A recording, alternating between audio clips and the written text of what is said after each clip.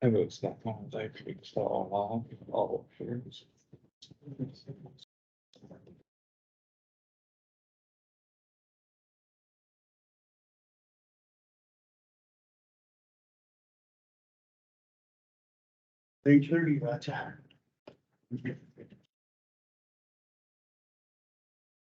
Let's stand and do the Pledge of Allegiance, please. I pledge allegiance to the flag of the United States of America and to the republic for which it stands, one nation, under God, indivisible, with liberty and justice for all. Thank you. It's time for public discussion. Raise your hand if you have something. Hi, Tyler Conley, professional engineer, Bolton Bank. Wanted to give a quick rundown on drain 4, seeing as we are past the completion date of April 15th on that. It was inspected the morning of the 15th. Kyle and I went out, drove the entirety of it. Looking at everything, while there are some punch list items that McCarty's been very cooperative, very diligent in fixing.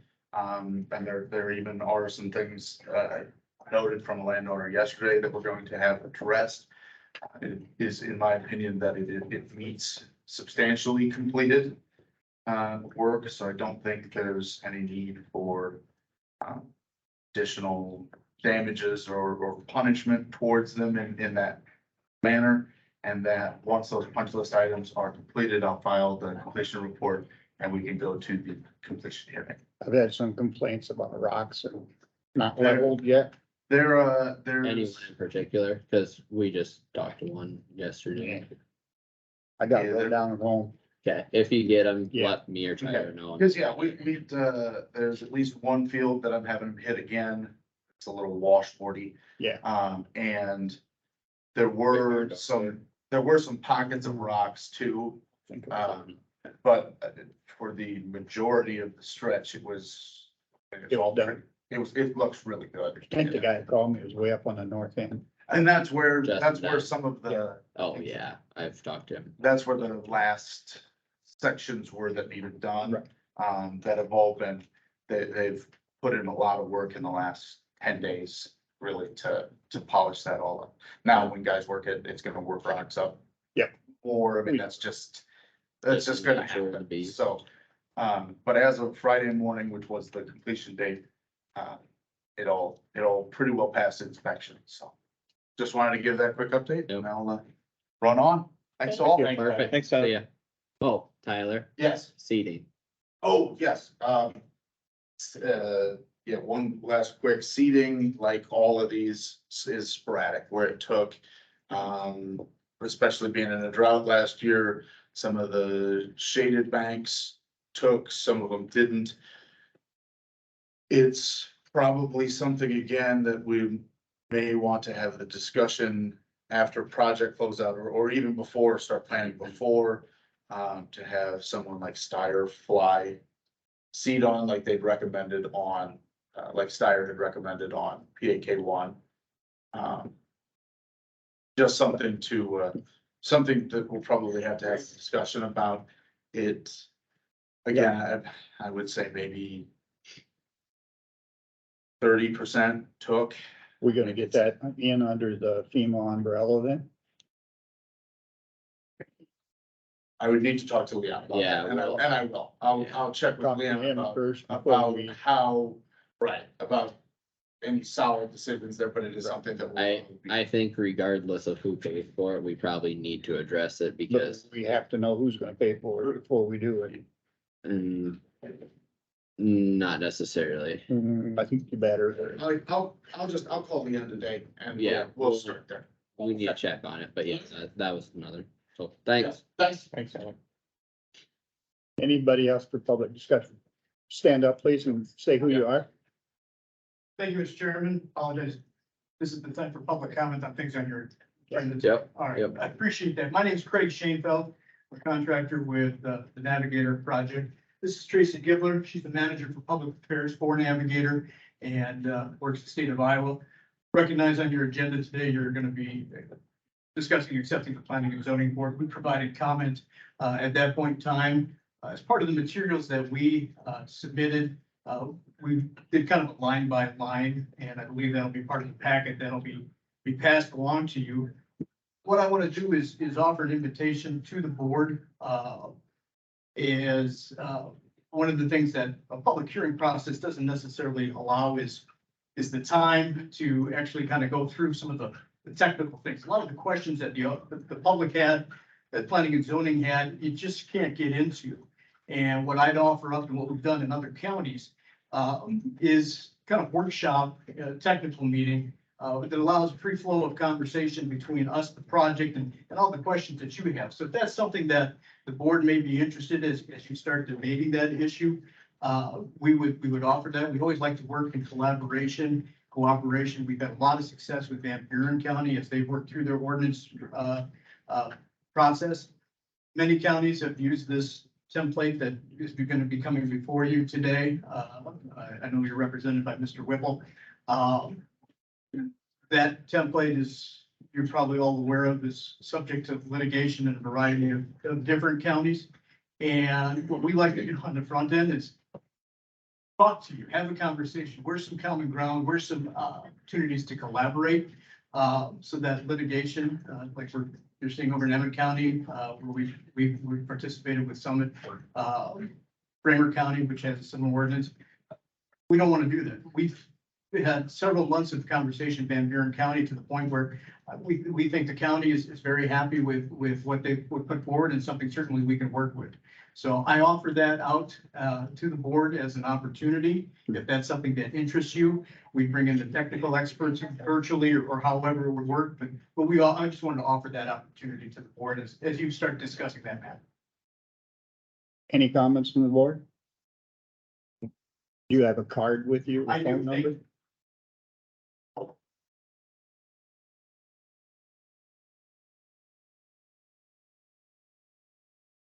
Pass them all around. It's up to you. Sure. That'll work. Thank you. Thank you. Yeah. Thank you. Thank you. Feel free to reach out at any point in time with a question. We will do that. Thank you. Appreciate it. Oh, and Tracy's got some cards as well here.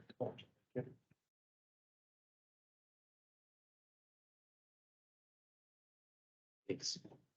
Thank you. Thank you, sir.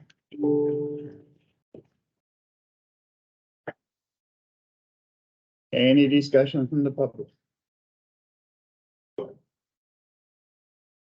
Please state your name when you come up.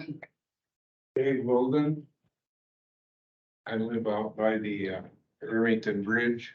The Summit pipeline will come within 600 feet of our home. And as I was laying in bed the other night, one of these loaded train cars was going, and that's opposite our land across from the river, about, I suppose, a half mile away from us.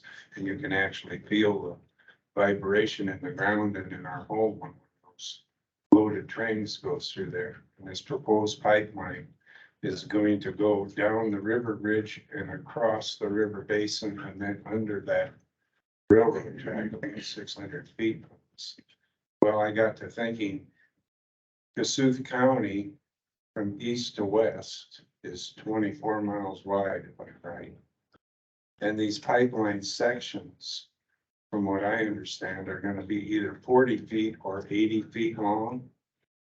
Well, I assumed if they're 80 feet long, if you divide that into the feet across Kossuth County, there's going to be 1,584 welded joints in that pipe just going across Kossuth County. That's just Kossuth County. And if you look at, if they're figuring 700 miles across Iowa, that gets it up to 46,200 welded joints. And I'm assuming that they're going to have the most sophisticated welding equipment that you can have when they weld those joints. But also assuming they're gonna have to do this in wicked weather conditions, probably. They're gonna be working in the mud and hot and cold. It just seems like that's a kind of a far-fetched thing to think that over time, they're not gonna be a problem somewhere along the line with one of them joints, and hopefully it's not gonna be the one that's 600 feet from my home. The other thing is where we're at out there, that's gonna run parallel to the gravel road. There's 3 business driveways. Just in that little stretch there. Where that pipeline is gonna be probably within 100 feet of those 3 business driveways. Assuming that a leak occurs while one of those businesses is having customers and stuff. Just seems like a far-fetched idea to me that that's not a very good idea. That's really all I have to say. Thank you. Thank you. Somebody else had their hand up. Yeah, I'm Tony Brown from Soy City. I guess, my understanding of the Planning and Zoning Commission passed unanimously after they took into account safety setbacks from city, residences, animal feeding operations, things like that. It passed unanimously. I guess today I would ask that you guys go with the recommendations, and all the people sitting back here are concerned of where this pipeline's going, and, you know, just take into account that it's going next to your house or your animal feeding operation or your grandkids' school. How far do you want that pipeline away from those things? Thank you. Anyone else have a comment? Yeah. I'm Grant Terry. I'm a senior project manager with Summit Carbon Solutions. I work directly with Kylie Lang, who I'm sure you're more familiar with than myself. Just a couple comments before you go into your discussion today. I just would really push to review the existing regulations from both the federal and state perspective when regards to hazardous liquid pipelines and their construction and operation. Much like Navigator offers, we'd be more than willing to come in and sit down and talk to you about those existing regulations and answer any and all questions in a session. I do have some cards and I'd be more than happy to leave those if you accept them. Yeah, as far as the federal regulations, they haven't come down yet to change. I'm sorry. The change on the federal regulations for safety haven't No, come sir. I down. know that they've discussed possibly changing CO2 or Yeah. adding, you know, additional requirements to theirs, but no, they have not produced it, sir. Of course. Yes. I got a couple, I'm sorry. Share. We can share. I just want, yeah, Thank you. Sure. you know. what's I'll just take a happening. picture of it here. Anyone else have anything for public discussion? You're sitting behind the pole. I can't see you. Sure, leave it in the desk. Nobody- Yeah, I'll leave mine in the desk too. Yeah. If not, we will. Okay, come on up. Please state your name. Cheryl Trainer. It seems like many months, we've heard jobs, jobs, jobs.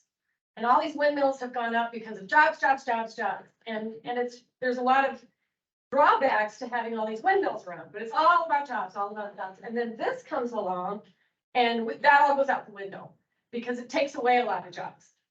And so, you know, follow the money. What's the reason? And, you know, that's really my thought on this. It's just like, what is the reason that they're putting this in when it's at a danger? It makes all of our property value go down. We have, you know, really no say in it except for you guys. And so it just, you know, none of us wants this at all. And we just feel like, oh, when it's one way, we don't like it. The windmill thing, we don't like it, but it's all about jobs. That's the good thing. And this takes away jobs. And so why can't it be even handed? We don't want this. And it's taking away a lot of jobs for people, common people like us that we know. So that's all I want to say. Which pipeline would affect you? I live at Meadow Ridge. I live by Ridgefield. Yeah, Summit. that's it. Go ahead, Rich. Yeah, I would like to speak. Thank you, guys. My name is Rich Steele from Alberta. And earlier on in this process, I asked you guys to keep an open mind. And there are alternatives coming. Aaron Jordan, Cedar Rapids Gazette, and I've sent a couple out. They're in-house, and this technology is coming. And wouldn't it be a shame if these pipelines are obsolete if they were built? And they're able to produce methanol, which is even a greener project, or greener, excuse me, that can be substituted with diesel, such. So it's not, if we are against the farmers, if we do this or that, actually, you're going to be for them if you keep an open mind and realize there is alternatives that are coming in. Thank you, guys. Thank you, Rich.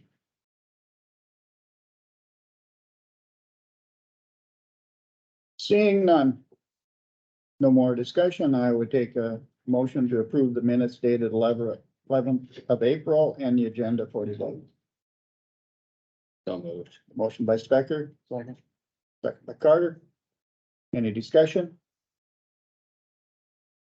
Hearing none. All those in favor, please say aye. Opposed, motion carried unanimous. Needed a motion to approve the claims and conservation claims for today.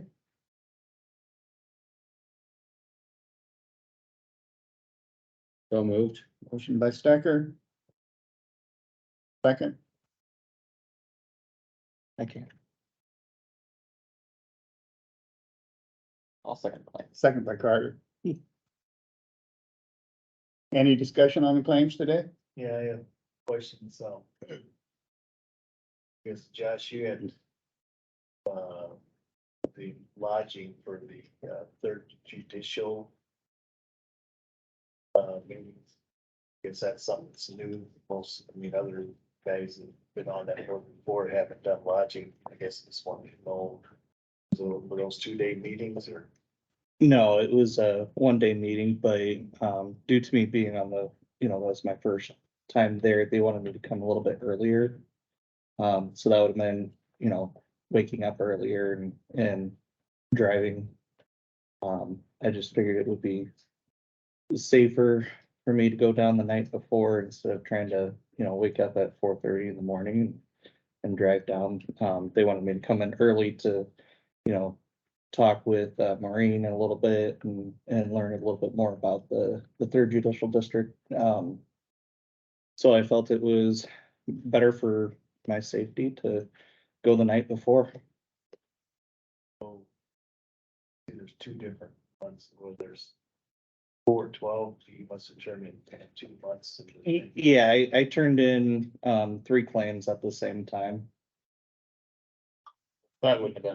Those were different. No, so 2 of the other trips were for the state supervisors meeting.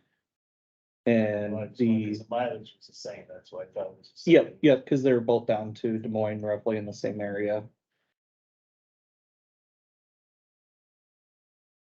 But those are different trips, right? Yeah. Okay. One was state supervisors, the other was the ISAC spring conference.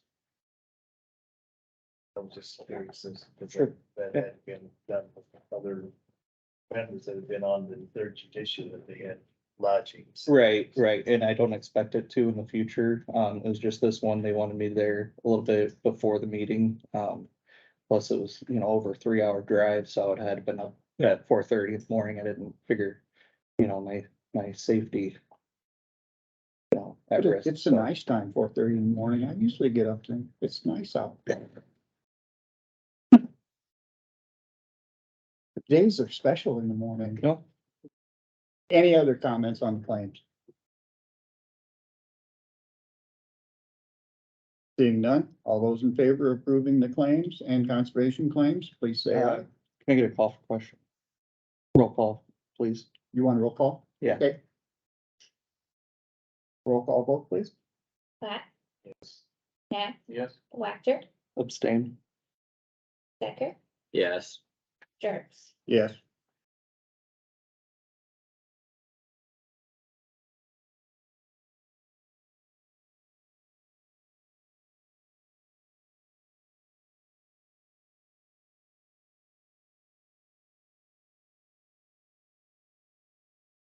So I just wouldn't say this, right? No, you just pat them down. Yep. Yep. Just on this one, Is if that- you abstain, just put your name over here where there's not a line. Okay. Could you abstain from the items on this too? Write your name, sign your name and then say abstain behind it. Yep. To make it clear. I don't say that. Oh, Roger, Oh, you wanna sign her there? well, I did the most important thing I can. There you go.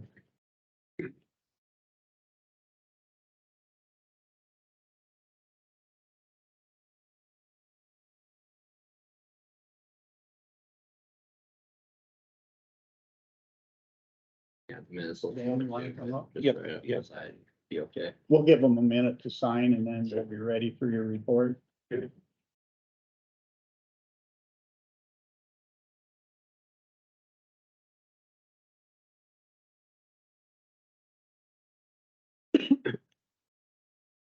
morning. Morning.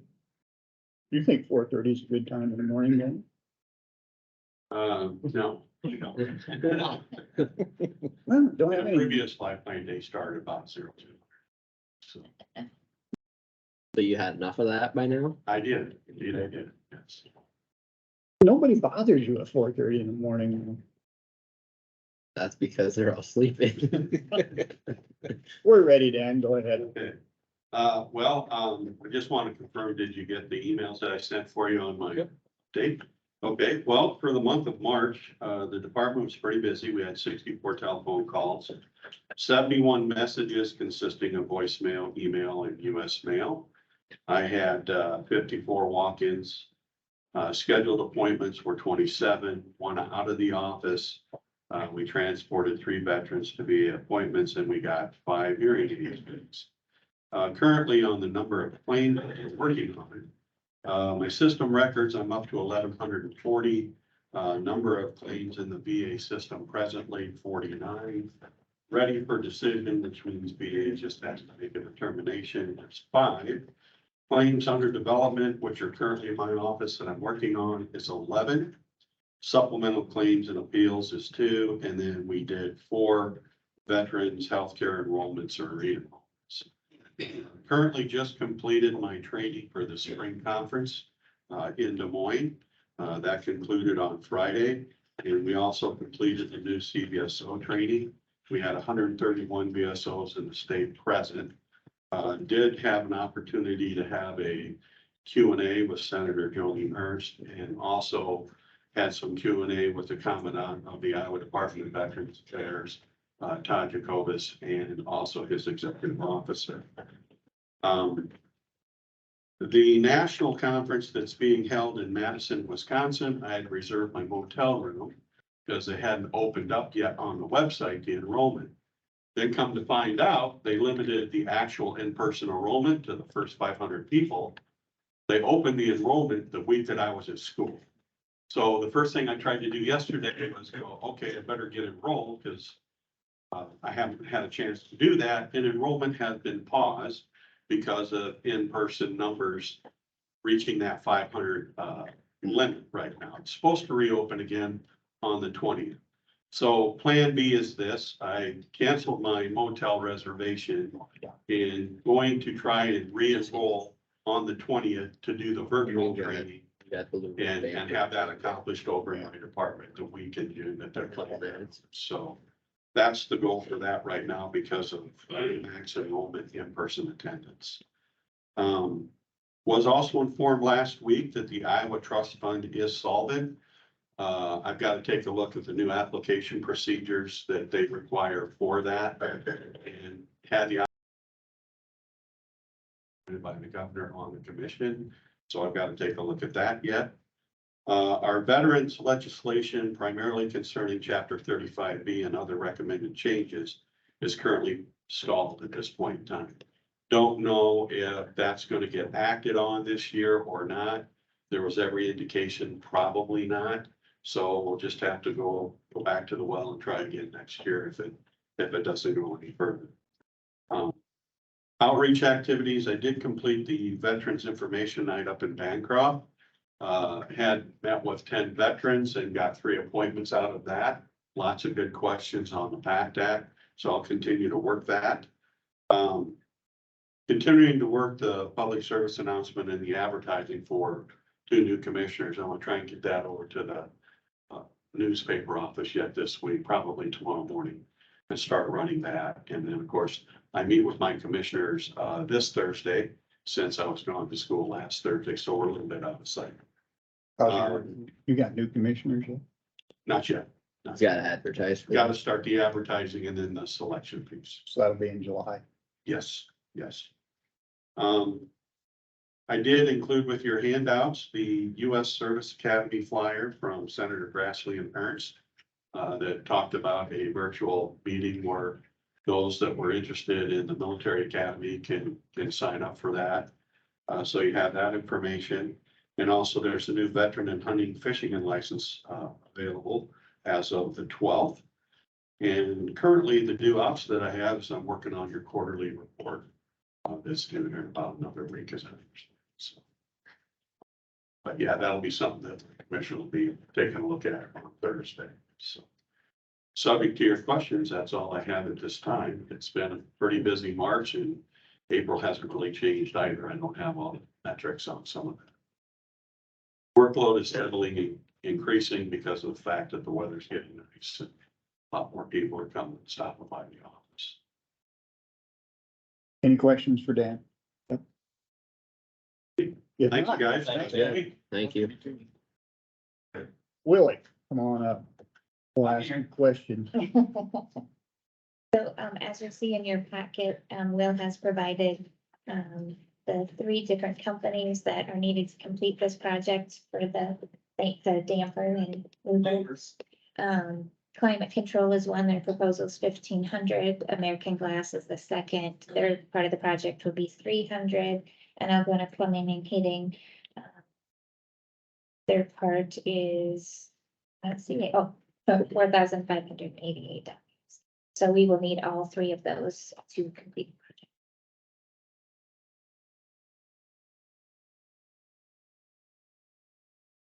Comments, Willie?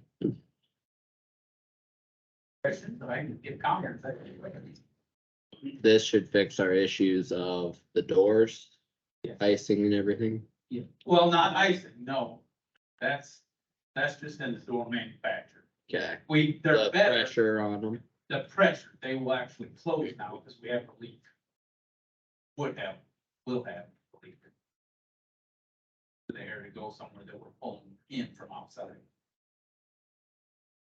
This wasn't thought about when we originally did, We never had control of the building, so. It used to be a dial down there and you go down and turn it a Yeah. little bit and think that you got it, and you might turn it some more. You had old steel doors before that. It's kind of like you fix one thing and find out, oh, we still have a problem. any questions for Willie? This would be around $6,000 total then, or a little over. Like, this is the climate control one is a worst case scenario. If he has to make a special trip to do the wiring and all stuff, Yeah. he will try and combine it with the project at the jail, when he's at the hospital, Sure. and then it'll be less money. Yeah, I didn't know it was not to exceed. Yeah, no, it won't be over 15, and Scott will bid, and all American Glass has to do is remove the glass, so we don't have to bust it out. Right. Any other questions for Willie? If not, I would entertain a motion to approve the louver and damper controls for the courthouse. Plath? I'll second that motion. Any discussion on it now that we have first and second? Seeing none, all those in favor of the motion, please say aye. Aye. Opposed, motion carried unanimous. Thanks, Willie. You bet.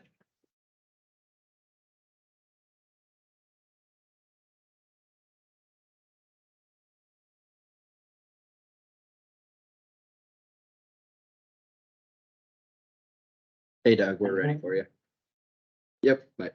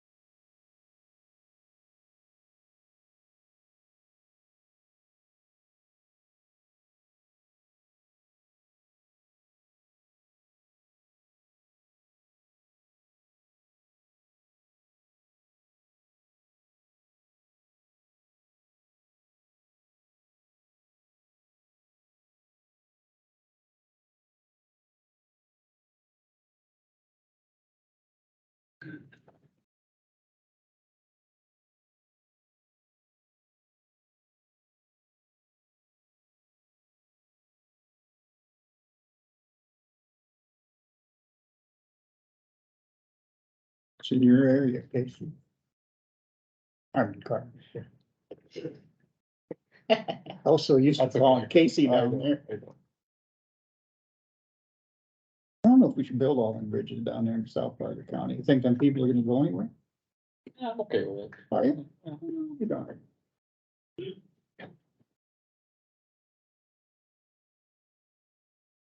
Do we put plank ones back in again? Yeah, just the old boards around. Yeah. Yeah. Not very many of them left. You got a handful. There's a few out in gravel, so yeah, Yeah, we got or private lane. 3 in the north end of the county, yeah, I think. But most of them are up by the state line. No, yeah, probably. Got a pony trust up there yet, Yeah, there's one across. a mile from the state line. What is that? My aunt and uncle up by you still have one. They're gone, yeah. Yeah. Down there gone. There's a few left, but not many. Right here, Lisa. Thank you.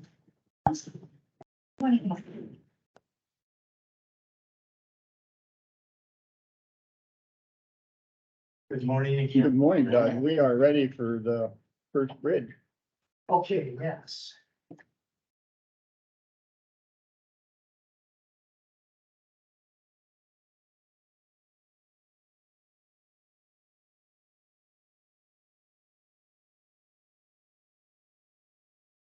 Yes, we, last week in our program, we talked about the bridges that would be reconstructed, replaced, using federal funds. We have agreements with the Department of Transportation to replace those standard agreements that they have used in many, many years. So the first bridge is BRSC 055 parentheses 199 /60-55. This is a bridge that is located right south of Titonka on P66. I think there is a location map included in your electronic folder, and there's a motion to approve. These would be in two separate motions, correct? Yes. Definitely mature. Still got the old super. Yeah. Adam prepared that. Okay, I'm sorry. Wrong Yes, names. we do. Yeah. My fault. I didn't catch that. I would move to approve the first bridge project, in Buffalo Township. I'll second. I have a motion by Jarks, a second by Stecker. Any discussion? Seeing none, do a roll call vote, please. Stecker, Yes. sorry. I have something. Say all in favor, vote aye. I'd be let off the hook. Okay, we'll do this. We'll do this. So I'm sorry. I No, it's okay. apologize. Plath, Yes. Nath, Yeah. Wactor, Yes. Stecker, Yes, again. Jerks. Yes. Sorry about that. No, you're good. We're just testing you, Doug. Well, The right of way ones, correct? Yeah. They're a little about all the right. bridge one. The second federal agreement is for project BROS C055 parentheses 200 /5F-55, and that project is located south of Hobarton on the Bold Hobart Road, P30. For replacement, again, standard agreement with the board, and I apologize for the names. I'll move to approve that. I have a motion by Carter. Do I have a second? I'll second. Second by Wactor. Any discussion? Do a roll call vote, please. Plath, Yes. Nath, Yes. Wactor, Yes. Stecker. Yes. I need a couple signatures here.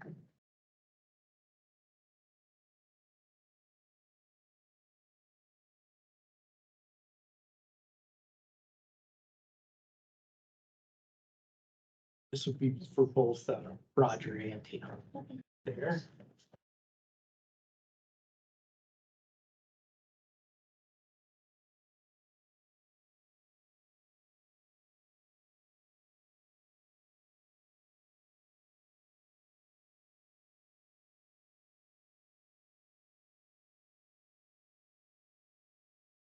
All right, Thank you. very good, thank you.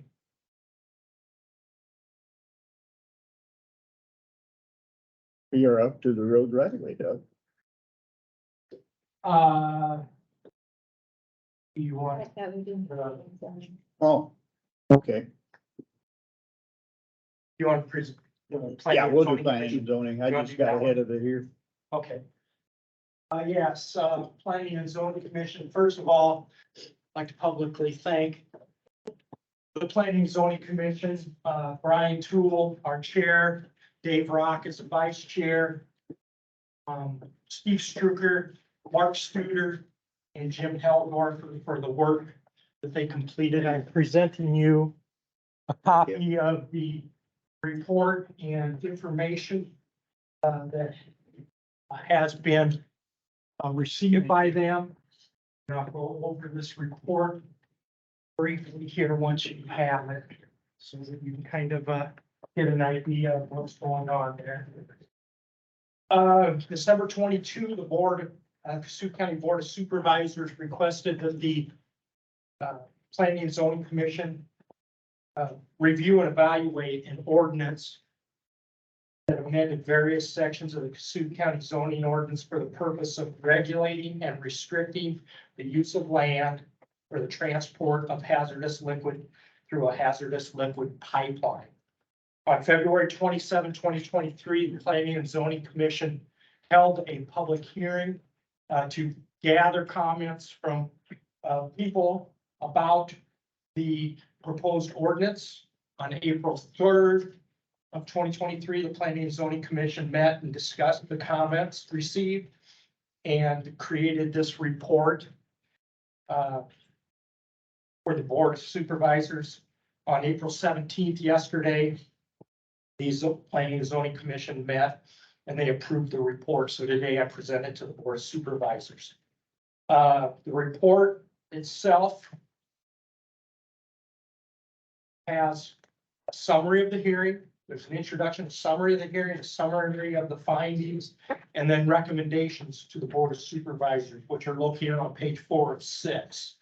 Those recommendations include the current ordinance that was presented to the Planning and Zoning Commission. Use and effective date of the zoning ordinance is July 23, 1973.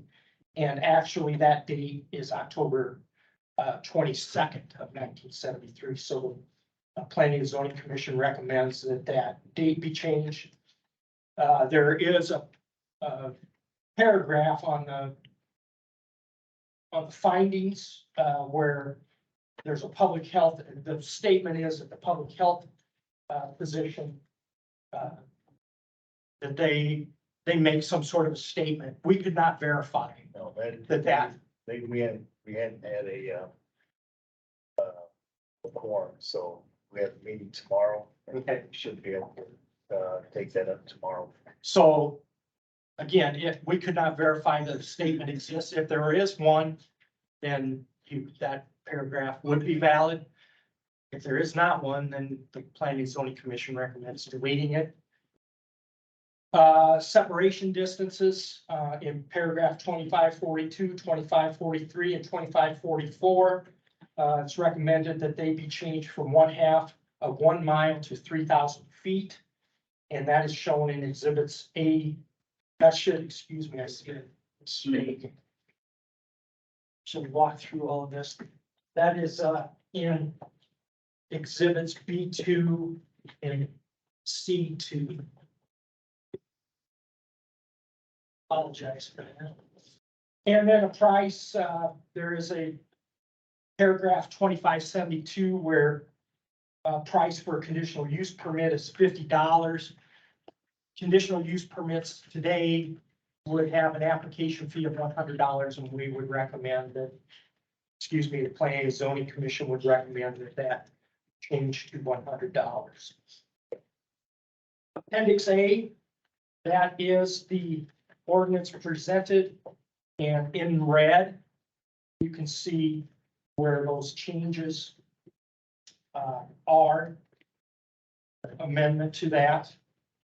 Appendix B1 is an oversized sheet in your handout.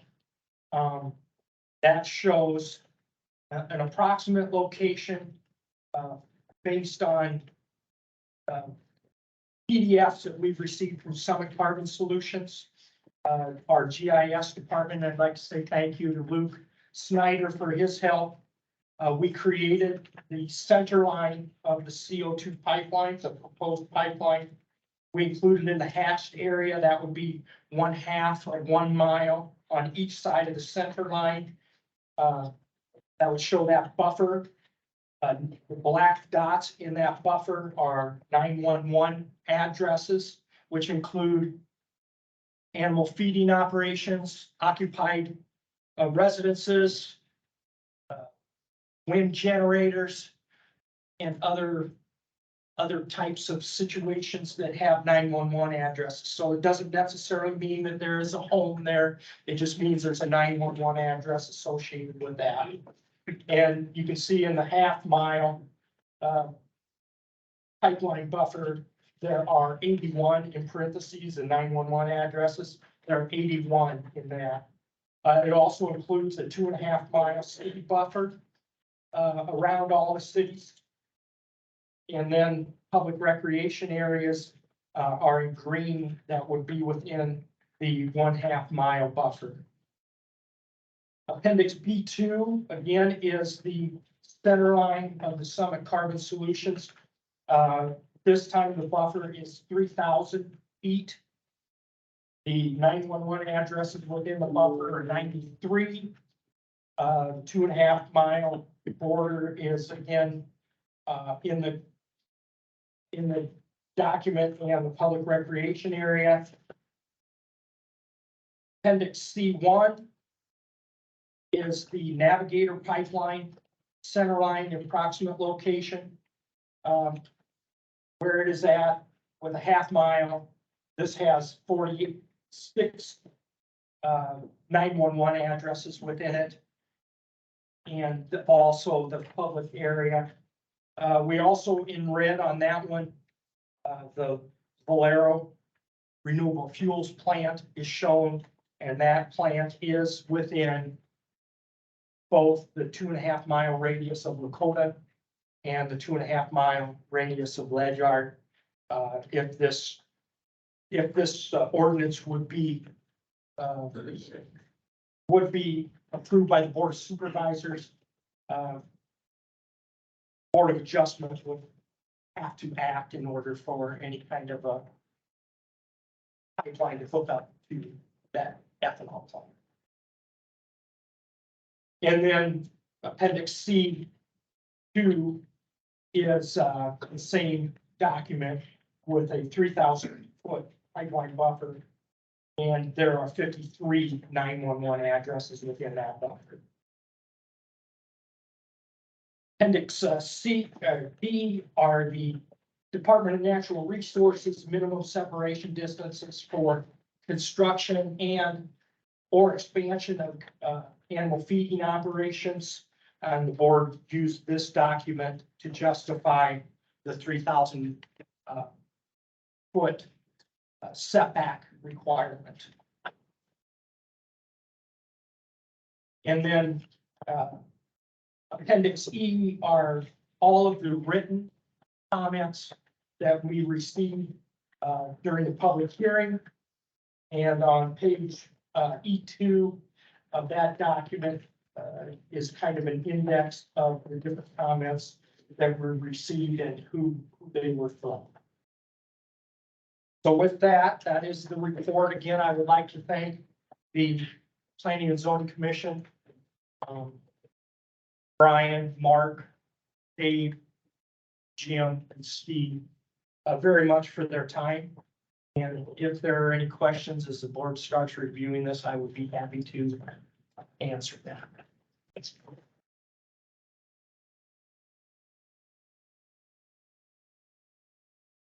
And also this will be put on our website under the zoning department shortly after I leave this week. It will be available electronically.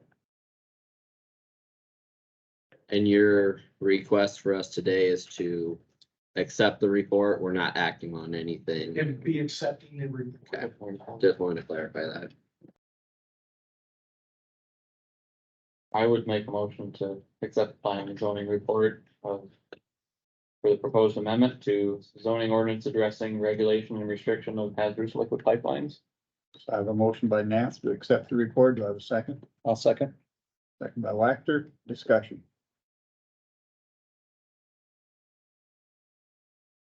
In accepting the report, we are not. Correct. We're not taking any We're action. not taking any action. I want It- everybody it's to know that. It's just receiving the paperwork, basically. So I would suggest that we all read it and get familiar with it. Yep. Any other comments on the motion?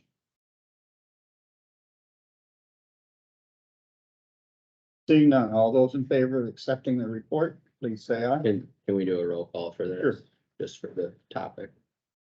Plath, Yes. Nat, Yes. Wactor, Yes. Stecker, Yes. Jerks. Yes. Motion carried unanimous. What does our timeline look then for moving forward from here? As far as what the next steps would be? Well, I think that you're gonna need to visit a little bit with Tim Whipple about that, but I'm making some assumptions. You're gonna have to hold a public hearing. You're gonna have to publish, meet all the publication requirements, hold a public hearing and have 3 readings. And then it would become effective upon publication. So when it comes to that paragraph that was removed, recommended to be removed, how do we go back from that? If that statement gets approved by the public health, what happens then, in that process? We vote to remove that from the report Or we vote to, before we accept the report. okay, okay. Well, Wait, you, Prove it. I'm pretty sure the Board of Supervisors can do many things here. You can choose to accept recommendations from the Planning and Zoning Commission. You can accept some, accept Right, all. right. You can change them the way you want. The Public and Zoning Commission has done their job. Yeah. That's really what's going on. there. Okay. Yep. Is now the Board of it's a starting Supervisors point have for their- us. Yeah, Recommendation. I just want to make sure that we go through proper steps, make sure that we. Well, do that's that where paragraph. you need to get on the phone with Tim Whipple because he Yeah. will make sure and guide you through the process. Yeah. After the So- meeting, I will send him an email, letting him what happened today, and then he will probably email everybody and let us know what happens from here. I think that phone call is very important. Yeah. Very good.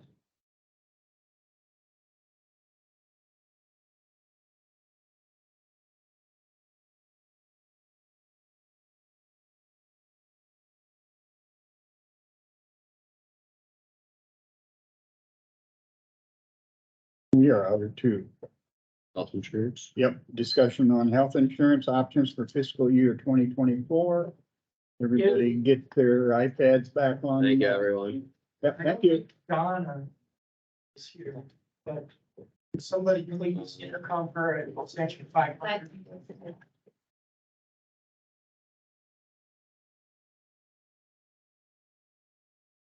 Hey, can you come over to the boardroom? We are ready for health insurance. I'll be right there. Yeah. Yep. Thanks. Bye. Close out the reading. Evidently, nobody wants to hear about health insurance.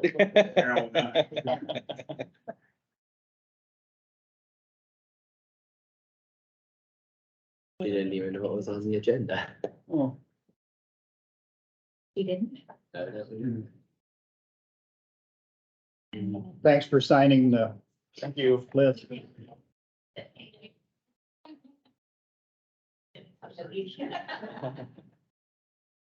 Thank you, guys.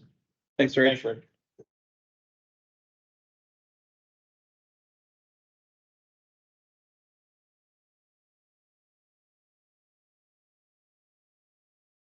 Still only about 30% signed on their. I don't even think that many in Kossuth County. And 29% what is they the had last on the number I news this heard. morning was, the state's on hold on. But they say, but they still said they have to have 90% before having it been made, right? I don't know. That's The state's turned chicken on this. They aren't gonna make a ruling. They wanna let us do it.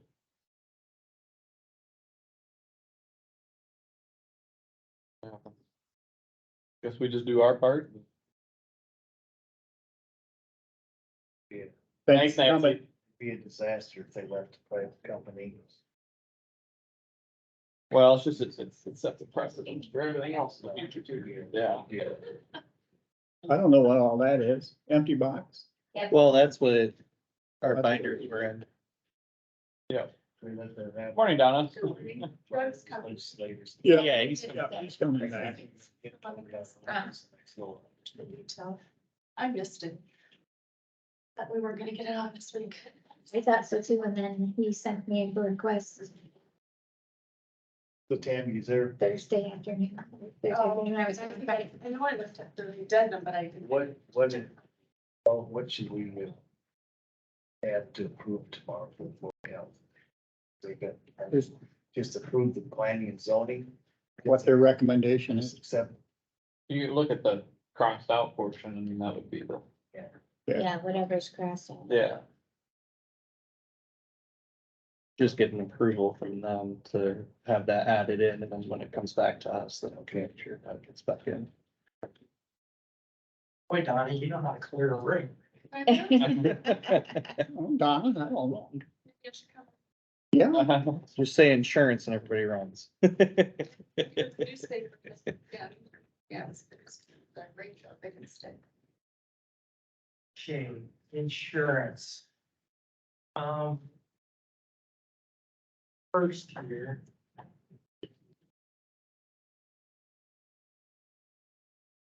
Thank you.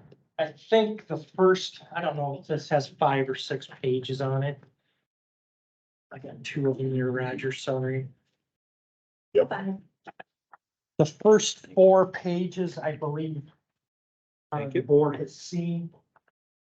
The last page is another option for renewing insurance. I'm gonna come over by Don because in case I need to see you or talk with you, so we all kind of talk.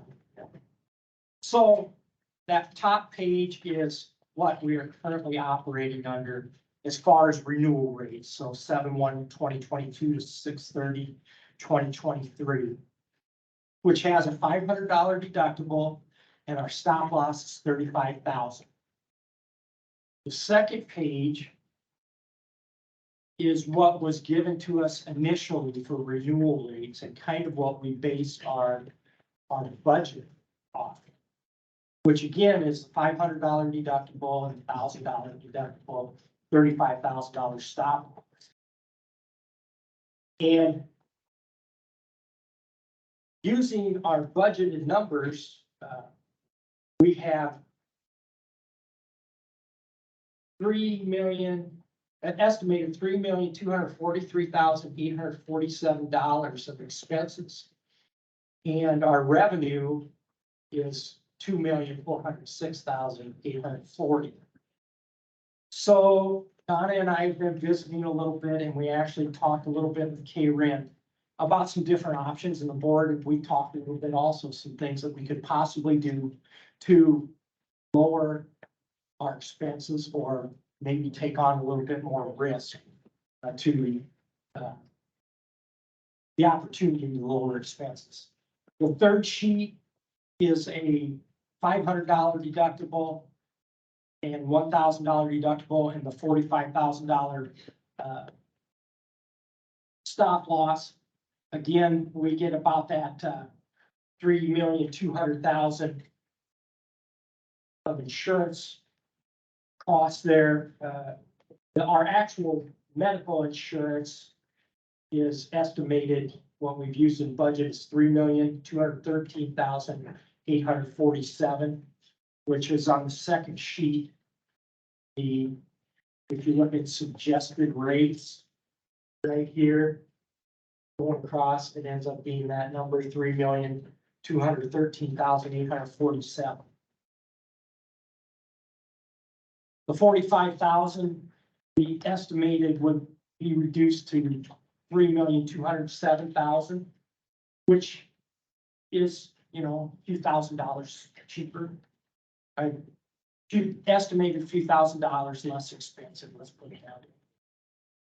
If we would move same deductible and move that individual stop loss to 60,000, we could, move that estimated cost down to $3,182,509, which again is a reduction. And one thing that we asked for, and this is one I do not believe the board has looked at, I just couldn't remember and I didn't look through my notes, but a deductible of $750,000 and $1,500, and an individual stop loss of $40,000. And that would, our estimated suggested would cost, or our estimated cost would be $121,621,121. And the big part of this that would be reduced is administrative costs. With the $500 and $1,000 deductible and 35,000 stop loss, our administrative costs move from $1,370,000 to $1,306,000. Now, there is a little bit of an increase, or actually it's a little bit of a decrease in the claims as well. So I'm bringing this up to try to reduce our expenditures in the health insurance, but also Donna is beginning open enrollment. And we need to, I just don't know if the board has made a decision on what they want to do with their final policy. Doug, I got a question here. For this last one, we've got 40,000 for stop loss, but on the previous three, we don't have anything that would match up with. We got 35, 45, and 60. So Yeah. can we get one with 35,000 for stop loss, keeping that the same? Because, I mean, if you compare 35 and the current deductible to 40 and the increase in deductibles, it's We not can quite ask for out. anything. Okay, We have not. Like a- I did ask for, was it the same deductible? Or did we increase that to 1,000 and 2,000 in out-of-pocket max? To, Did you? 1,000, 2,000? yes, but we are waiting for that to come back from the underwriters. I was thinking that we had discussed doing the 750 and 1,500 for the deductibles. We talked about Well- different ones. We didn't make any action. yeah, We did not, okay. we discussed it. Okay, and mentally, I thought we had talked about that. I don't know if I did this to Josh or not, so I just. I don't think we had the papers at the time. Okay. I think we talked We about. did discuss but- it. That- Yeah, okay. But we can't, you know, we don't seem to be getting anywhere with having employees start paying something towards it, so. One way to get around that would be to bump those up, and I'm thinking, you know, I think 1,000, 2,000. 2,000, or, you know, 1,500, 3,000. That way we get some buy-in, you know, and then we're all paying something towards it. Well, there's nobody that has insurance anymore as good as ours. But I mean, we're not gonna start having people pay for it, I might as well start raising my deductible, that way we get some buy-in. Doug, maybe I'm remembering wrong, but weren't you talking about them being reimbursed for part of that? Well, that is an option. Shut this door here quick. Discussion out there, but at one time in our self-insurance history, we reimbursed deductible. So it went back to I believe at the time it was, our insurance coverage was a $500 and $1,000 deductible, and we reimbursed it back to $250 and $500. And the largest amount we ever, in a year that we reimbursed was $17,000. Using that figure and putting some numbers together, I actually using $25,000 as a budget figure, we would end up with about what I calculated quickly to be $3,213,121 that would be spent. And that would save us from what we have budgeted right now, $30,726. 1%. And that's if we reimbursed. That's reimbursing that total 25,000. Okay. Anything that was not reimbursed, anything that was not, I don't think we wanna go down that road again. It's just more administration than. Yes, and it's not, and we're, and, you know, that's fine. we're looking at ways to, you know, that's just adding more cost to it. Okay. I mean, I don't think, But then you're gonna have employees that are saying you're taking away a benefit that way. That's So- gonna be a big difference for employees. Well, Donna, maybe you need to say what you need for open enrollment, Well, for what open needs to be taken care of shortly. Yeah, we have open enrollment on Friday for the secondary roads and then on the 3rd for the employees. I guess my concern or for you guys is you don't have a plan and we don't tell them and then you're gonna change something. Yep. I think that's worse. Yeah. I mean, Yeah, sure. that's fair. That's unfair. Yep. I think, trying to come to something flexible. For the reimburse, it would save, a lot of people don't utilize that, so that's why it's unpredictable, but it does kind of soften those changes. I could see where if you increase the deductible, but then reimburse it back, it should save us on the Wellmark side of the administration, because it would cut a portion out of their bill and we would take on that, which I would be much more comfortable raising the deductible and reimbursing it back than changing stop loss. I guess from what I've looked at, I think that would be a recipe for disaster for us. From the previous years, I don't think that's a benefit, but adjusting the deductible, I think that could save on the bottom end.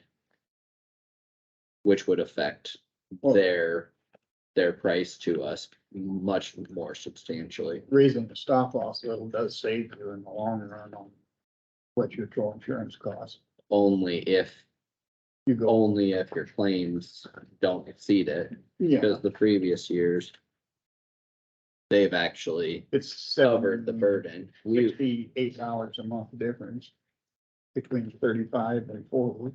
but your maximum liability to the fund goes up because we're paying the difference on. Right, but you're not paying it on everybody, on the ones that use it. But Then we've you're had high- getting the benefit from everybody. there's a My lot of point. people. But we've like had that high numbers in that, Pay so. $500 a month for insurance, plus they have $5,000 deductible. And, outside of here. Right, so I don't think $1,000 deductible, $2,000 deductible is anything out of line.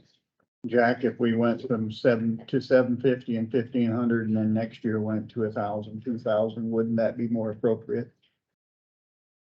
That's something needs. Softer. But my opinion is all. Open for discussion. I think that's not a bad option. I would kind of agree with Jack on the 1,000 and 2,000, but if we do that, I think we should reimburse it back. And I think that would save our plan and it would not impact employees as substantially. So I think that would maybe be a best of both worlds. So do we cap the reimbursement amount Yeah, you'd have to raise Yeah, the so- reimbursement amount from 250 to 500 or something. So we reimburse 50% of their deductible is what you're saying. Basically, so in essence, to the employee, their deductible would stay the same. Yeah. But to our insurance, it would change. Okay. And So the only you way to would- get, the you only would way affect that's the rate. reimbursed is if it's a, EOB. Yeah, they are required, to have a employees are required to submit an EOB. explanation of It has to be benefits. something like a surgery or So that, just going to the doctor and stuff, none of that qualifies. Okay. It has to apply towards the deductible. Yeah, that wouldn't count towards your deductible anyway, Yeah. but yeah. So there's paperwork involved in it. Some people might not use it just because of the paperwork, but it would be available for those that would want or need that. So I Then guess, you're still looking at what, 4% increase? yeah, we're not talking revenue at all. that's, just talking that's already in the expense, budget. But that is part, you had talking like a 4% increase in revenue too, on top of, I haven't spoken at all about No. revenue. oh, okay. No, No, this is that's all. that's already in the budget. I would like to see a, sheet like this for 1,000 and 2,000 for deductible with the stop loss at 35. But- And an estimate on where you think our reimbursement would be if we reimburse. What do you want that to for do that. out of pocket maximum? Be another one that you can,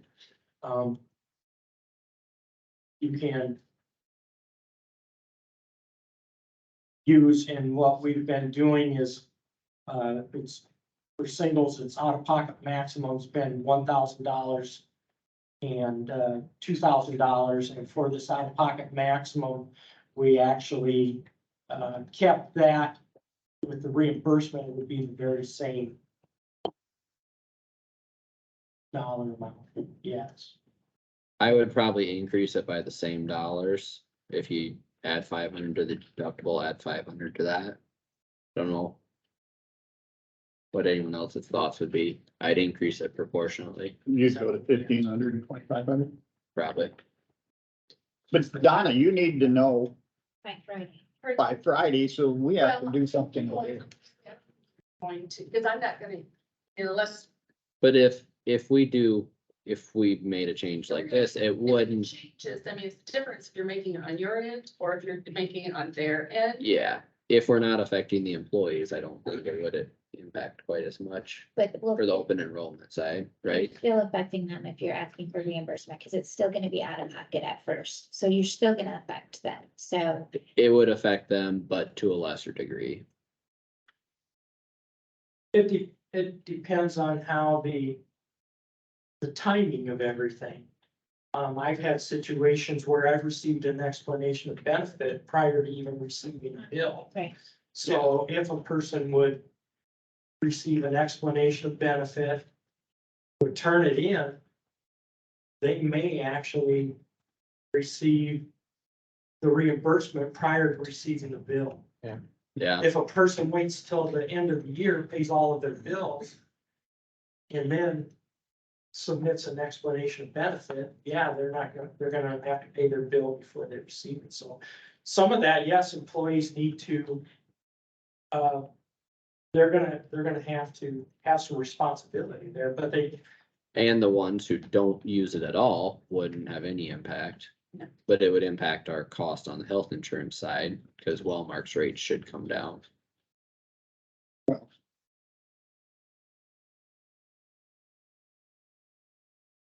well, again, you gotta look at really what Wellmark is getting for rates is their administrative costs.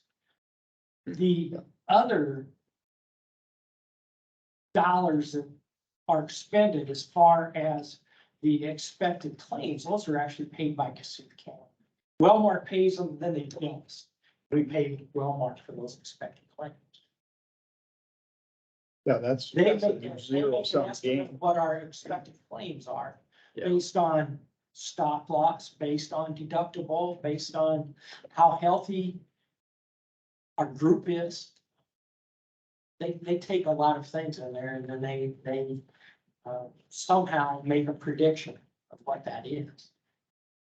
But the administrative fees, we pay, we're gonna pay them. depending on the number of, policies that are being. That don't change No, no matter what we do. and individual stop loss, last year, the year we're at right now, $682. That's what we're paying per plan for individual stop loss. That is not covering our costs anymore. So what do you see? It's going up to $884 per policy to cover what they expect. And I don't know if it's to, we've been subsidized by other insurance policies. Yep. So they need to get us straightened up. Get those other policies straightened out also. You know, So that's gotta get rid of the sick people. Well, that's a whole nother discussion, but. Fact of the matter is that, yeah, health insurance is trying to. I knew, I was just waiting for a comment, Roger. I knew you stuck your Yeah, foot in your. see ya. But you get a foot somewhere. Yeah. Yeah, Well, I guess really what I hope to achieve here is to get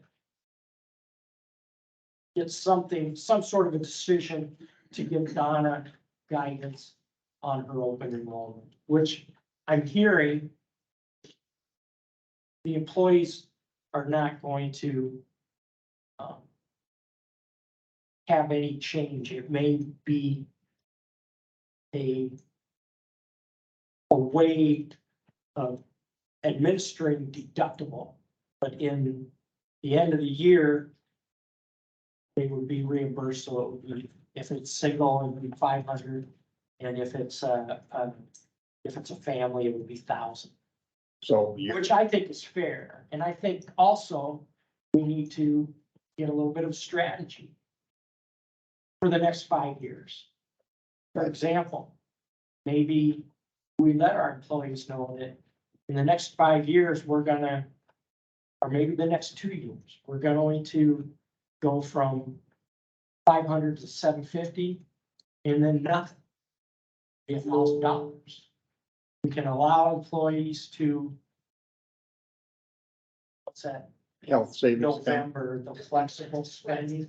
Yeah. It will allow employees to know that, yes, this is happening. I'm gonna end up having to spend more out of my pocket for health insurance. However, I can at least do it. So that's So they can plan it. To plan. Yeah. Cause that's because we do July, so we start, and then our flex starts in January. So right now they're in the middle of the year, so. Yeah. so we can, There's multiple ways that they're being impacted. but if we can communicate this, it will help out. So basically this plan starts in July, is what you're Our trying health to say. insurance starts in July, but they sign up for their flex in November for the following January. So they're 6 months into it, and this comes into it. That's So what whatever they pre-taxed planned on would be changing. Yep, would be January. and that's not, Okay, it's just, Not good so there's for multiple, so if you're asking them to pay, plus you're asking them to not be able to plan the pre-tax, you're kind of hitting double whammies.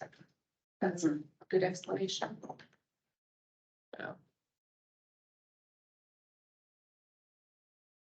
So what we're saying is we're gonna leave the deductible at 500 and 1,000 until January. I don't think you can do no, that. It would actually be for the guidance we're looking for would be the plan year, which is July 1 through June 30. Okay, we're back to July 1 through June 30. Yeah. Yeah. You can't choose and that. that's why I think we need to keep the impact to employees as close to what it currently is now as possible. But then I also think you ought to tell employees that it will probably get raised, the deductible in the future. Which is to Doug's point of planning and communication for following years, yeah. So my thought would be, to do the deductible at $750 and $1,500 for this next year. Keep the stop loss at 35. And then let them know that the following year, the deductible is gonna increase to 1,000, 2,000. And then we could implement that reimbursement the following year At 50%. at 50%. That's your. So you wouldn't have any reimbursement this next year, or you would? I mean, what are you guys' thoughts? Want to do 50% for this So, year? so you're saying raising it 250 and 500 without reimbursing that? Then you would be impacting employees without them being able to plan for it. Can we set a reimbursement maximum dollar amount, or does it have to be by percentage? You can do Just whatever. maximum dollar. Dollar. No, Okay, so then Yeah, if we do, so if we increase it 750 and 1,500, but we do a reimbursement of 250 and 500. so you- Then they wouldn't be seeing an increase. We would be adjusting our deductible, but they won't actually see an increase because they can get that reimbursement. So yours would be along the same lines of what I said, but you would make less of an impact to the plan, which would potentially save us less money. The employees would still be at the net same with both of what we said. Yeah. Well, the That's why I would go higher with what Jack said, because the So- employees would still be taken I care don't of. know why we get caught up with this impact on the employee. I mean, it's still gonna be free insurance. So what if it costs them a couple $100, $200 a year?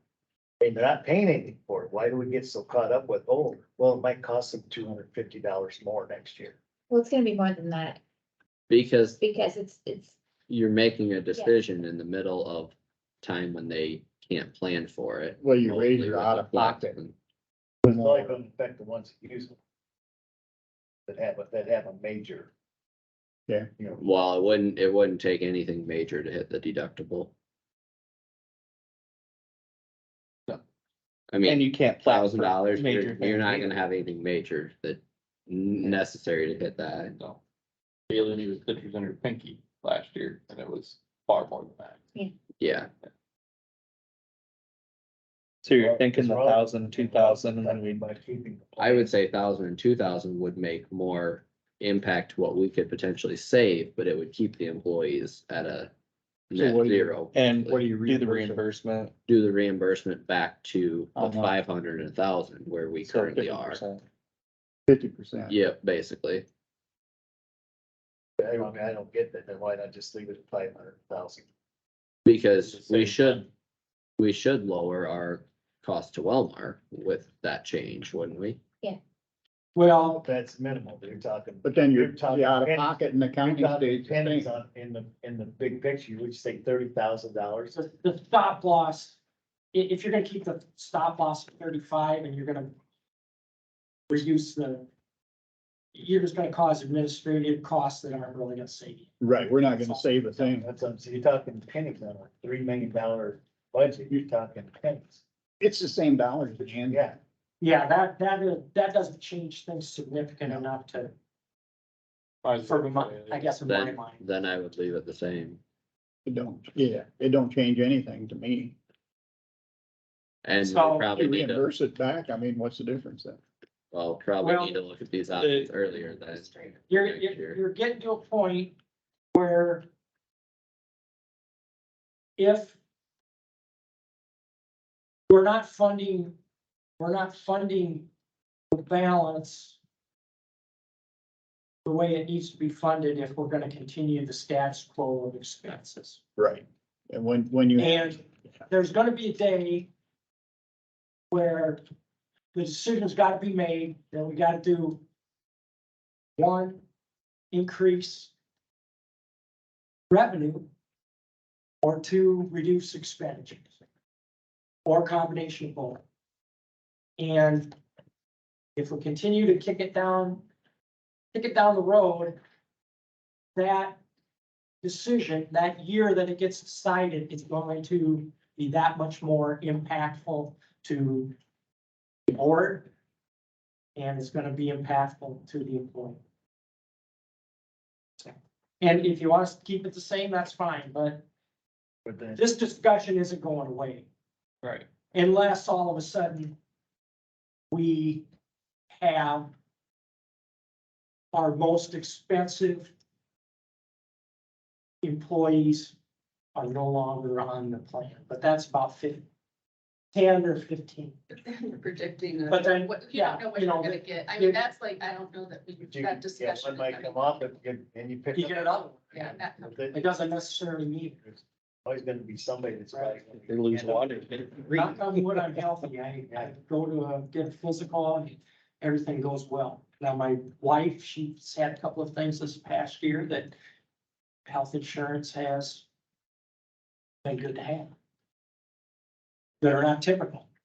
But I mean, there's the two major impacts of the plan are either increasing revenue by employees paying, or we put more tax money into it, or increasing the deductible.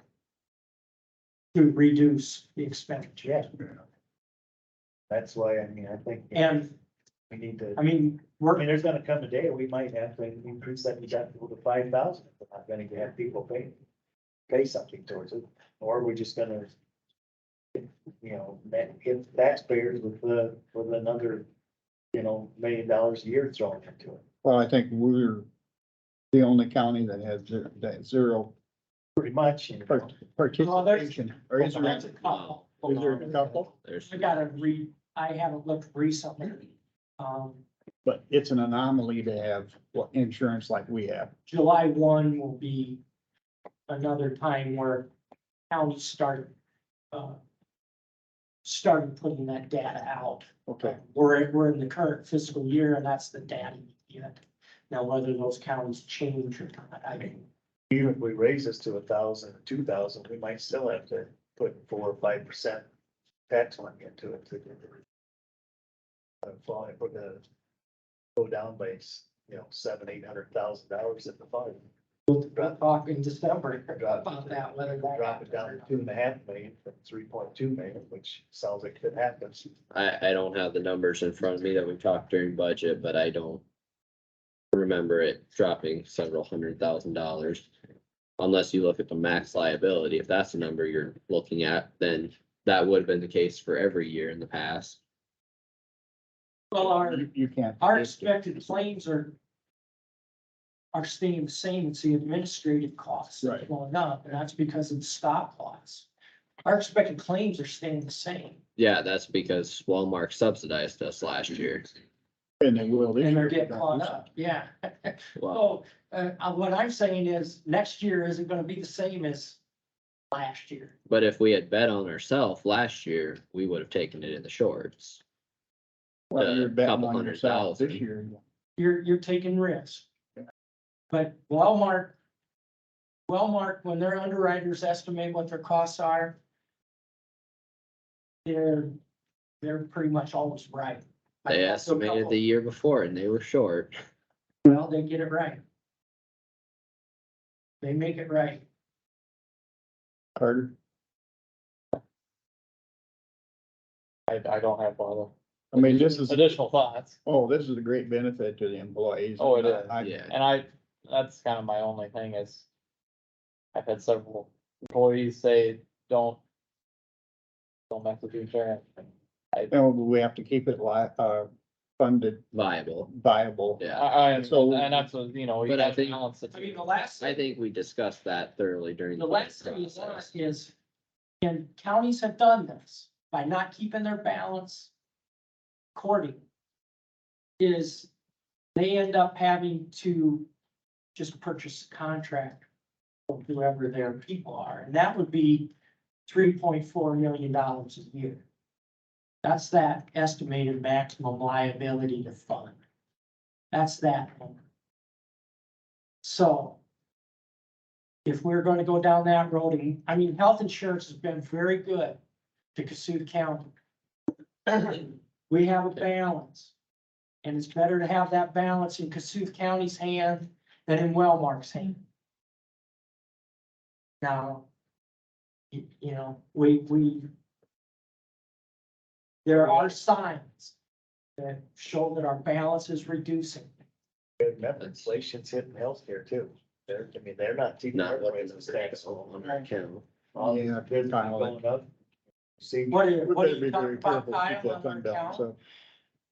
Did you send that in? I think right now we're down $400,000 in our auditor's balance. I don't have the figure right with me, but I'll certainly, I'll provide it to you. I'll email it to you. about right. Well, the last thing we wanna do is have this fail and then have to go to the open market to buy insurance, cause it's Yeah. gonna be very And you're expensive. gonna have a big bill. Do you have a suggestion that? Well, I think in all fairness to employees, if we're gonna make a change, we don't necessarily make a change to how the employee deductible is right now. We take into consideration that somehow we will reimburse it.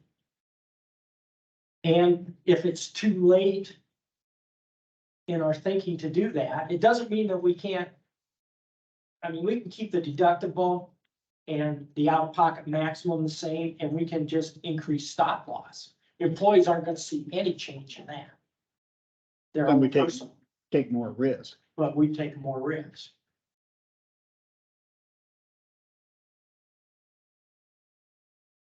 I mean, let's see, 10 years ago. 2013-14. Our actual costs were $1,398,190.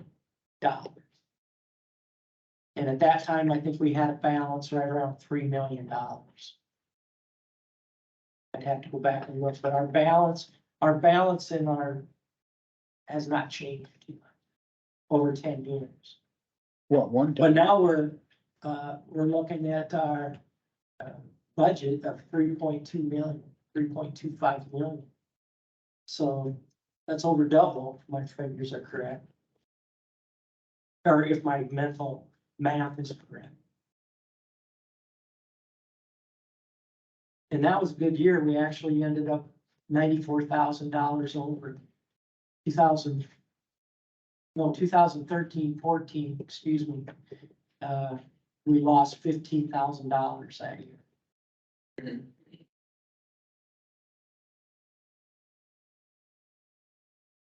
That was just about.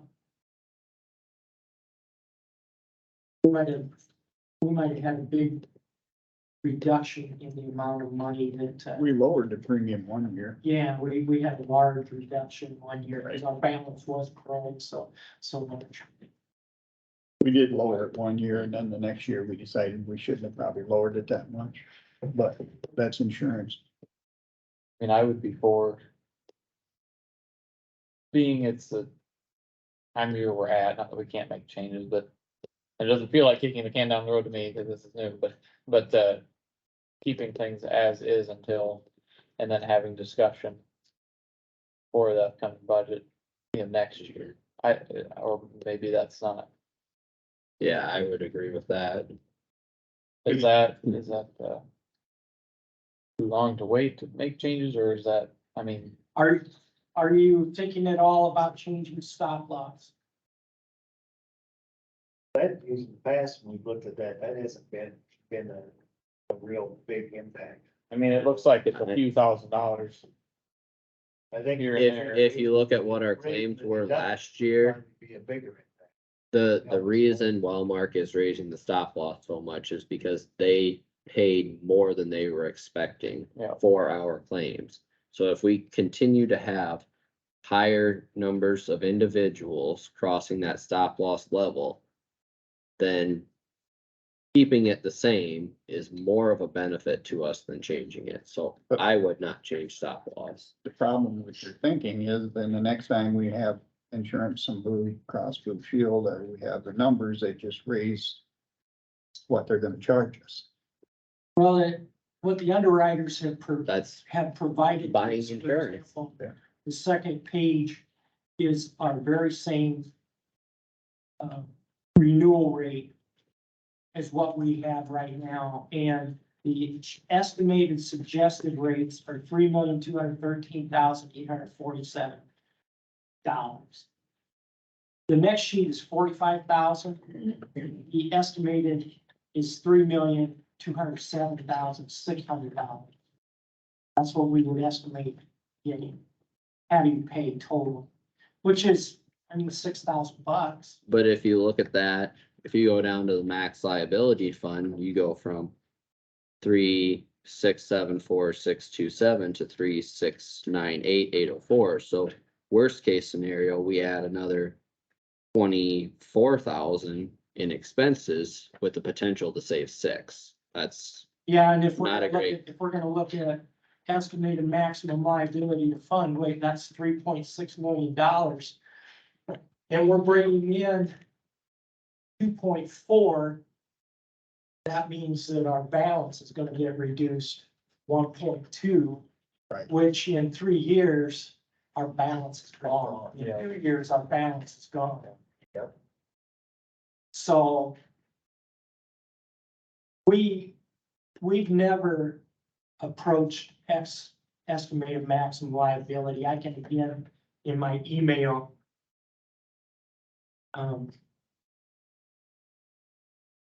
give you the percentages over the years of what the estimated suggested and estimated maximum liability, the percent of our expenses compared to those estimates suggest. I can get those to you also. What did I say I was going to also email to you?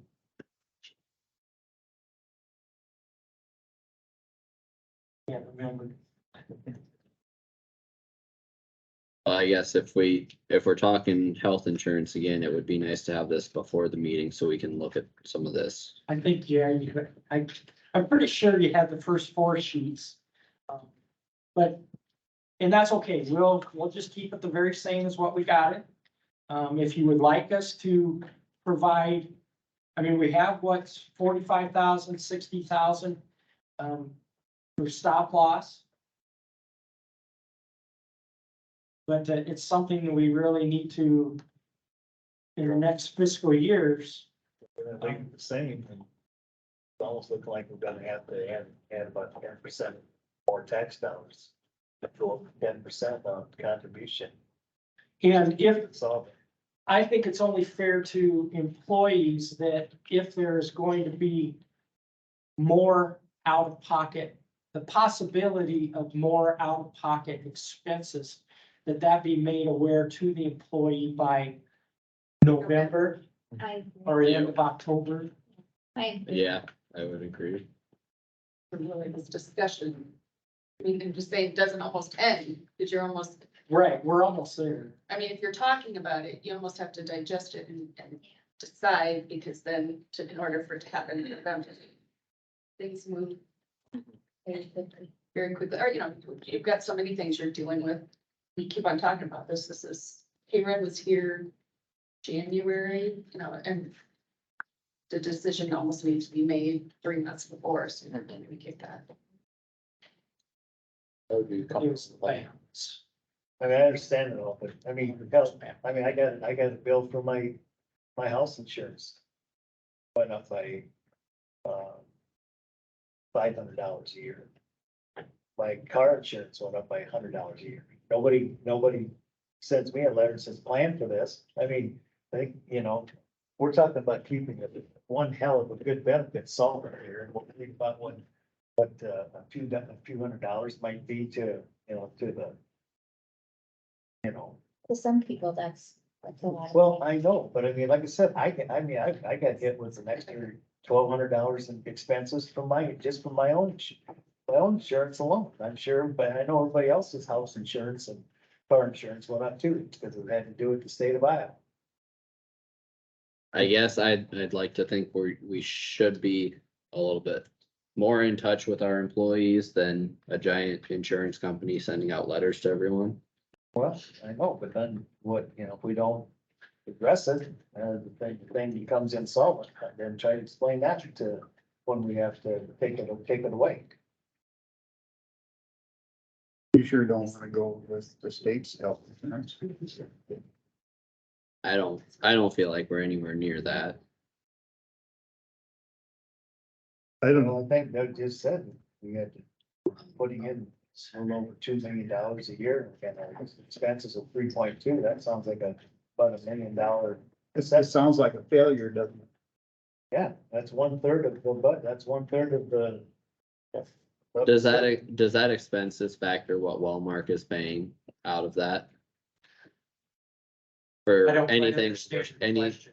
for a $50,000 bill, that 15,000 over our current stop loss, does that number factor that in? I don't know which We figure don't- you're We do using. not pay that. I know we don't pay that, but is that part of your number or not for the max liability? Okay, Max liability includes everything.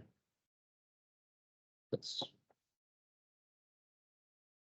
I mean, that sort of stuff is not on these sheets. I-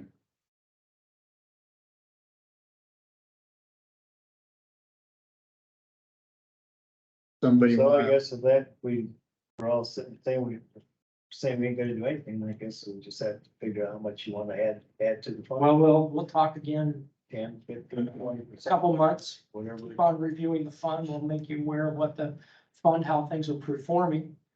We are going to have an increase in revenue. They will be, I don't have that sheet in front of me. Do you know what, family contributions and single contributions are going to, right off the top of your heads? I don't, but we will go from there then. Okay, Right. Thank you guys. Does anybody wanna make a motion on this to raise We it can't. up? I don't There think was there's any. discussion, but there was no Yeah. decision. No decision? And I think. But we don't- Still, Yeah, I mean, the biggest part to me is what Donna needs to know is how our employees are going to be affected by the next healthcare, right. how health insurance plan. Well, I think we should communicate that there's going to be raises in the deductible or. Well, I think Donna and I will get together and we will, as far as this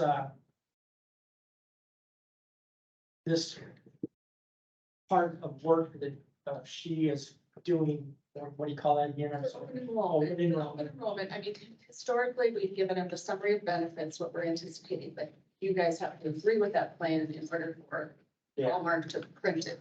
Mhm. So we can talk about Friday, we can talk about next week.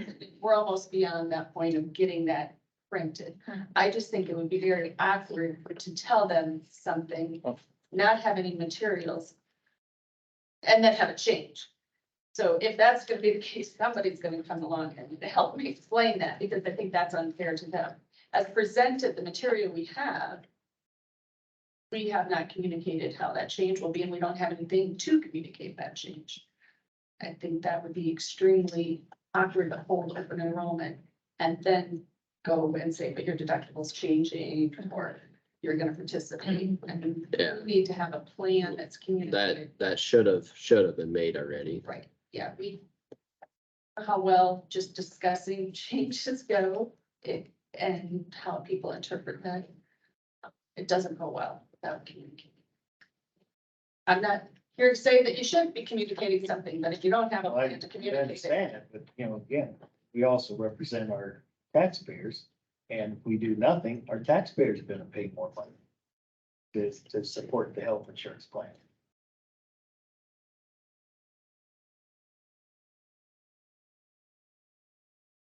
Right? Right.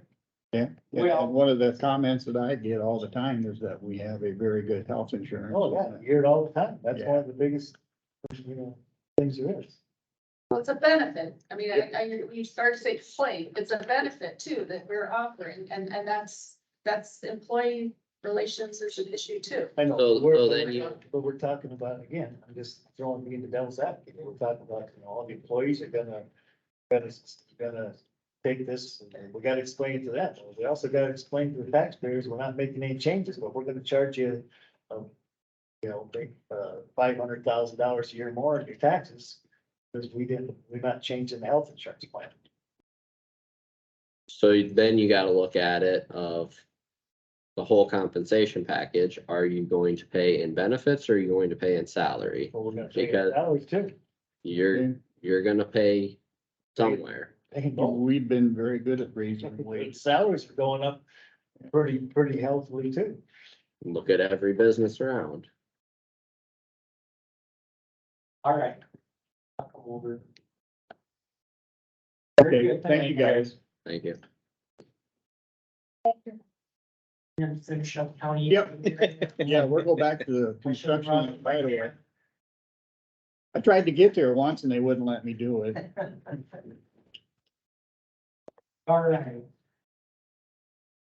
We're on construction in the road right away. We have one request for construction in the road right away. That is from Iowa Lakes Electric Cooperative. They are requesting to bore under 160th Avenue, south of 470th Street, and bore under 470th Street, along to the east of 160 Avenue.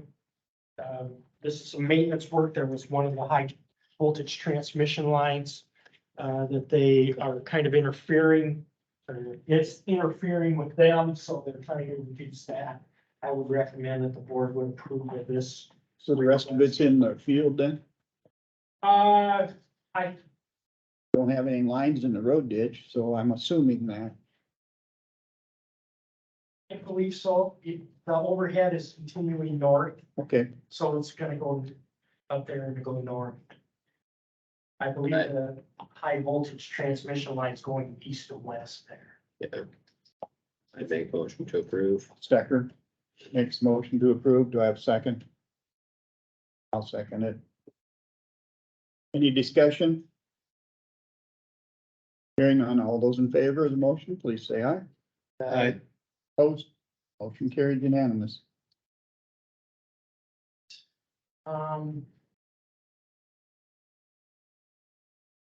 Let's see here.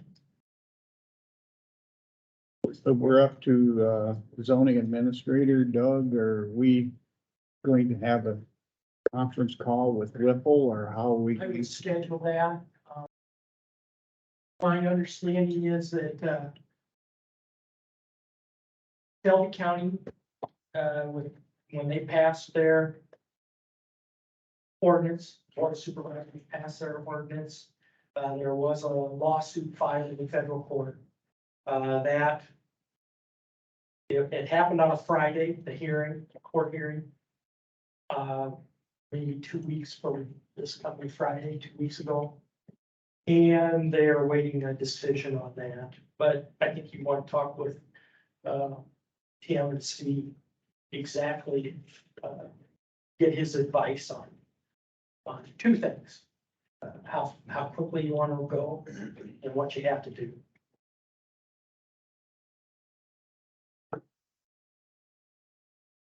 Yeah, I was told that hearing was on 3/31 and they are waiting on the judges, so that would be about 3 weeks. Well, they'll be waiting a long time, but Yes. I think it was 4 weeks. It's in federal court. It's not. oh, it's Yeah, not magistrate or okay. district. It was expedited. Well, there was portion, I think the hearing was expedited because there was fines imposed or some sort of fee on property owners in Shelby County that signed agreements or whatever that were in violation of the ordinance, so there was a decision on that already, which temporarily halted that until the full decision came through. So, yeah, I would, Does our ordinance shadows what Shelby County has? yeah, it shadows it, but it's not, I don't think ours has fines like theirs does. I don't, there are time constraints that people, landowners and the utility company would be required to meet. However, it would be after the ordinance becomes effective that they would have to do that. So I can't imagine it the was, way our ordinance reads it would be in violation right away. okay. Yeah. And it's Summit that's, Some it's in Shelby. Summit is in Shelby, correct? Yep. Did you say you would set up a conference call with? I can, sure. Would you like, I think that this discussion could involve litigation, and we could definitely use, chapter 21 and, go into closed session if you'd like. Yeah. As well. I could Definitely. Make the agenda item read that way. But I think that, if you would like, you could.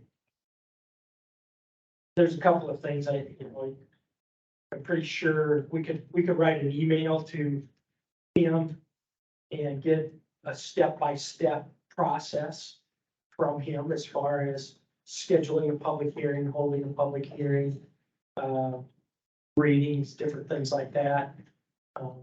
And we could go into a closed session to visit with him. We put it on the agenda to have, establish the public hearing, if you'd like, however you guys want to handle it. I know there's a lot of people, in the community, a lot of citizens would like this to be resolved. Carter, Oh, your thoughts on it? Oh. At you first and nope, I just gotta start with Tim Whipple and go from there. I think it'd be good to get a step-by-step process outlined in an email, maybe review that next week. And then maybe the following week have a conversation with him. Be my Yeah. thoughts. You're asking for timeline, but that sounds fair to me. I mean, the sooner the better, but it's to in your area. visit So with them, I mean, to visit with them, the sooner the Yeah. better, so. we want, whatever you want right away is, I mean, are we able to have a conference call with them next week? I think you're pushing it. Okay, next well, week. it's 2 weeks then. I think, I would answer that saying, yeah, yeah, I would. You could? Yeah, I would. I too. believe that that's very possible. Well, let's see if he's available next week, if we're able to do that, and if so, then let's go ahead and do that. If not, then we'll shoot for the following. I'd like an outline so I know what questions. Well, to and that's what ask. let's. Yeah, and I let's think send that- an email. I think today. that'd be better to have up front rather than looking at it 5 minutes before we have a call with him. Right, Yeah. so let's But I send, think let's send he'd an be email able to do today, those. we'll get the information. Well, I'll put on next week's agenda then, a phone call and closed session. Correct. And I'll also write an email to Tim requesting an outline of board responsibilities. I'll include the board in that email. You copy me in that too. Oh, definitely, Tim. And quite honestly, Sorry. the way the weather Not- this week looks more conducive to reading than probably next week, so. Well, yeah, if we You get know, that field work, soon. but, yeah, Yeah, as long as we fall under 21.5, we're not gonna have people in here anyhow, except, I will make sure Tim, I will ask Tim how that agenda item should read. I'll review that with him. I'll probably just Tammy and I am on that. He's pretty So good. that about he's good about replying. Yeah. Okay, yes, I don't want a room full of people when I'm talking to the attorney and we're on his dollars. Yeah, well, I think you're, Well, with the litigation in other I don't know if counties, I that's think a that's plus pretty one. clear. I think from the comments today and previously, it would be pretty obvious that we would likely have litigation with the ordinance as it was proposed. and I would ask that you review that report as well. There's a lot of information in that, whether it be, obviously, there's people that are against it, but there are also, there's information about tests that have been completed on pipelines. There's information on the accident in down in Mississippi. Tarsha. And there is, information from the Iowa corn growers. I mean, it's a big issue, And, there's a lot of, a lot of people involved there.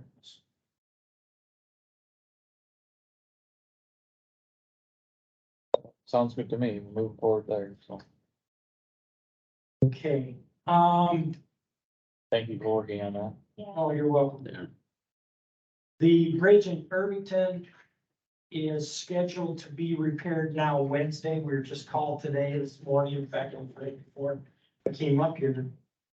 So tomorrow morning, that road will be closed, while they construct guardrail. Up in Lincoln Township, Merriman's are working. They've got, one abutment, completed, and now they got a pier, 2 piers completed and an abutment completed. They got one more abutment and they'll be complete with the substructure. 90th Avenue, last week we spoke about that. That's, north of B14 where a fiber went through a tile and part of our road was washed out. That has been repaired now and the road is up open again. The Algona Airport expansion project is be let this Friday, the 21st. Yes. Secondary Road, we're having a safety meeting on that same Friday, 21st, out at the Nature Center. If anyone from the board would like to attend, you're more than welcome. And last week, we had a transmission fill out of one of our dump trucks. Remanufactured transmission, estimated to cost $10,000, so we're getting that going. That is everything that I have. Safety meeting on 21st at 8 o'clock. 8 o'clock at the Nature Center, yeah. Doug, for that truck that the transmission went out of, do you know what it is for hours or age or any of that? It's a 2005 Sterling. Okay. Almost has 500,000 miles on it. Is that close to the point where you would look to replace it? It should be replaced, however, we got about 10 trucks before that one. So, Most of them Sterlings, they stood up pretty well. yeah, they are, this is a tier 2, I think. Yeah. Or might be a tier 3. Is that a regenerator? What year is it? 05, I think, you said? I think the tier, I'd have to look at my inventory. Some of the old fives weren't regenerated yet. And that, I don't know. A cat was in that time or not. That's got a cat engine. It's got a cat, yeah.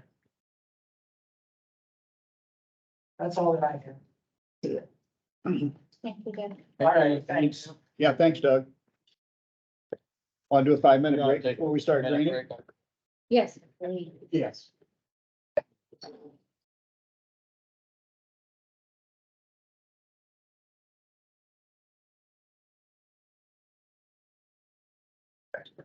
You'll appreciate all that after the word. Boy, I can feel my toes again. That was a good thing.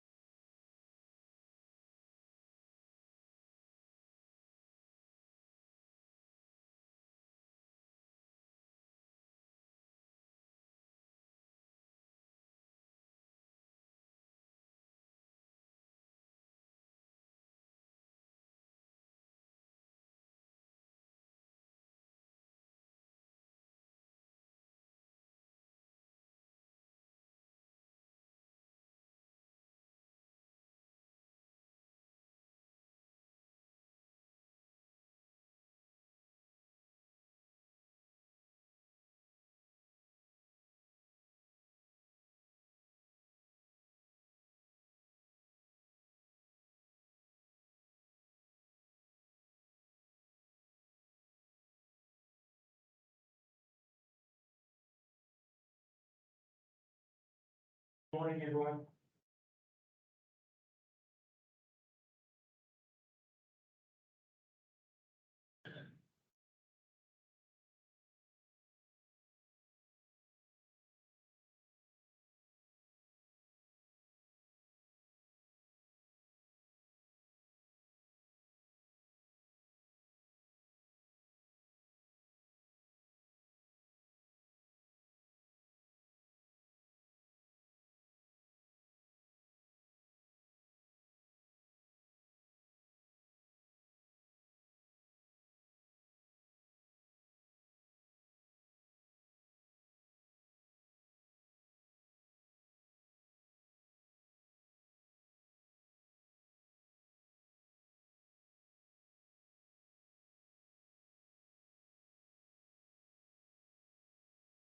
I'll take one.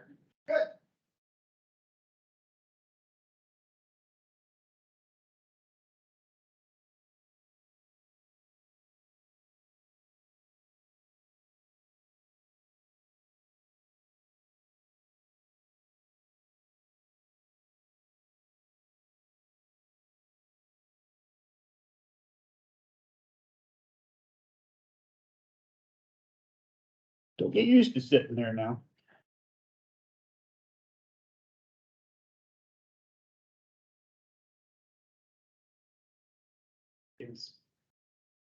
We're gonna do drainage. We're gonna give you the tile, correct? What? It's down to you. Oh, okay. Oh.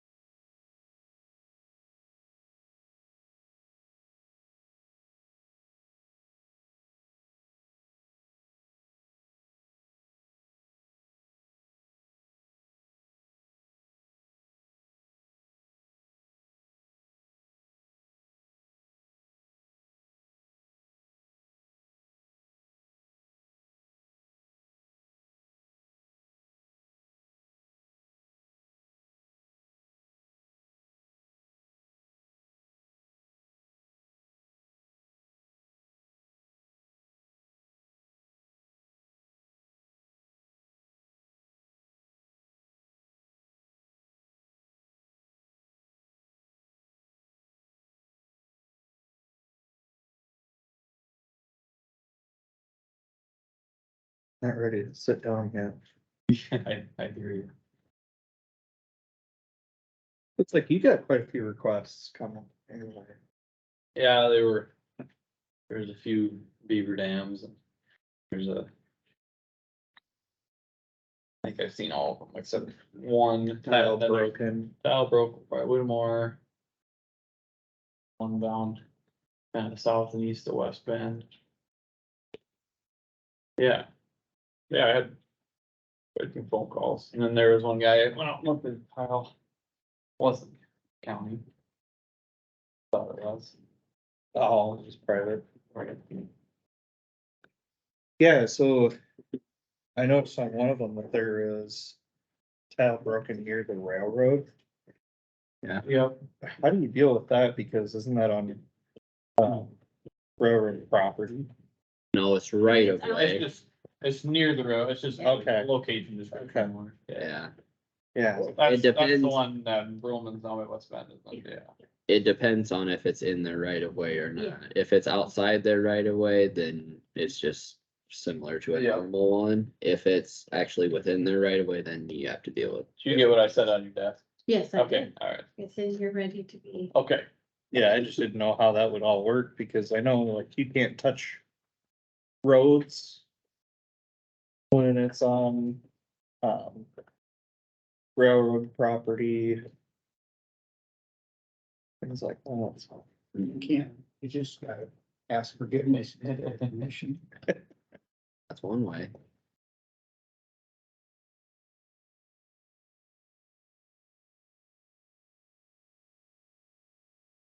Jack's not up yet. He'll be doing.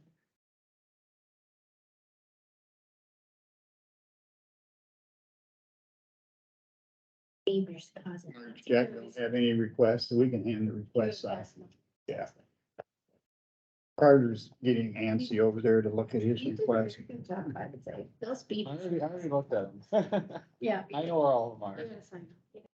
I thought that was good baptism by fire. Yeah, That's like- there was one beaver dam I have not seen. Well, have you Yeah. been trapping them beaver, Carter?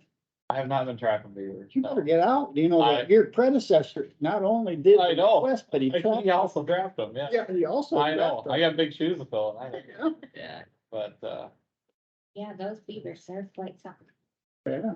oh, we were gonna, Ryan one was gonna take me out in the pasture on, Oh, Well, look, have it's on beavers. the map. we never did, Wow. yeah. Heard a piano string makes Yeah. a good snare wire. Yeah. You should have plenty of that around. Carter, you have more than the two of them put together. What's that? You have more than the two of those put together. It's your For lucky, today. it's your lucky day. A jackpot. Big winner. I was waiting all year for a request, here we go, I got what I would, Only took 4 months. that's all right. 4.5. Yeah. Give them all the credit. I had one. Did you have one? I had one, before. Oh, I'm assuming that Dornberg did this already. He will if he has. Okay.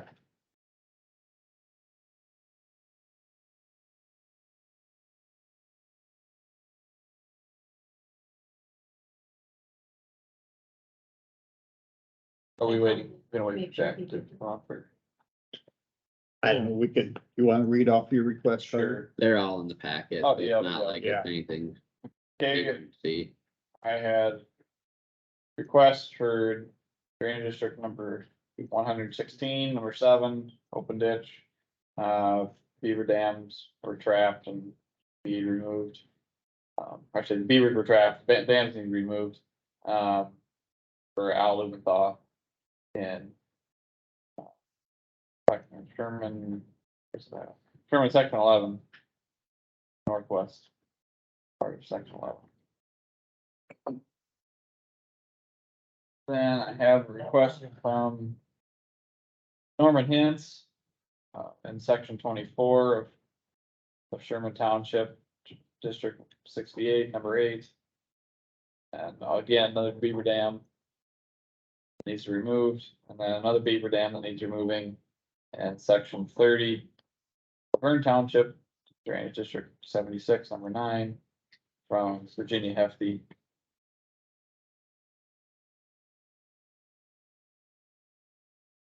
I have a request from Dave Brulman and District Humboldt Kossuth 2, sub 2, lateral H, number 12, and section 29 of Garfield Township, the broken tile by the railroad. I have a request from Quinn Dahlhauser on BAK 1 open ditch number 14 and section 8 of Whittemore Township. There's an outlet pipe that is broken off on the south side of the open ditch needs repaired or replaced. That is all I have for requests. You could have some more if you wanted. Yeah. Kyle? Number 10 is in Ramsey section 3 for Richard Paulson. Got a couple things listed here: surface intake in the fence line has a large washout, and then a broken tile out in the field, it looks like. Then 13, Lincoln 23 for Doug Murrah, broken tile. I got. You wanna put somebody on the repair to do them? The one for Doug Murrah's already done. Have to go look at one for Paulson. See from there. I'll let Marge know. How about you, Carter? You, For beaver dams, Reitzels. Those three, the other two, I'll get back to you on those two. yeah, I had request number 11. It's large washout in the waterway, Dan Hansen. And I've already talked to you about taking care of it. And the one that we had last year. And number 15, Jesse Hanselman. And we got Dornberg ink on it.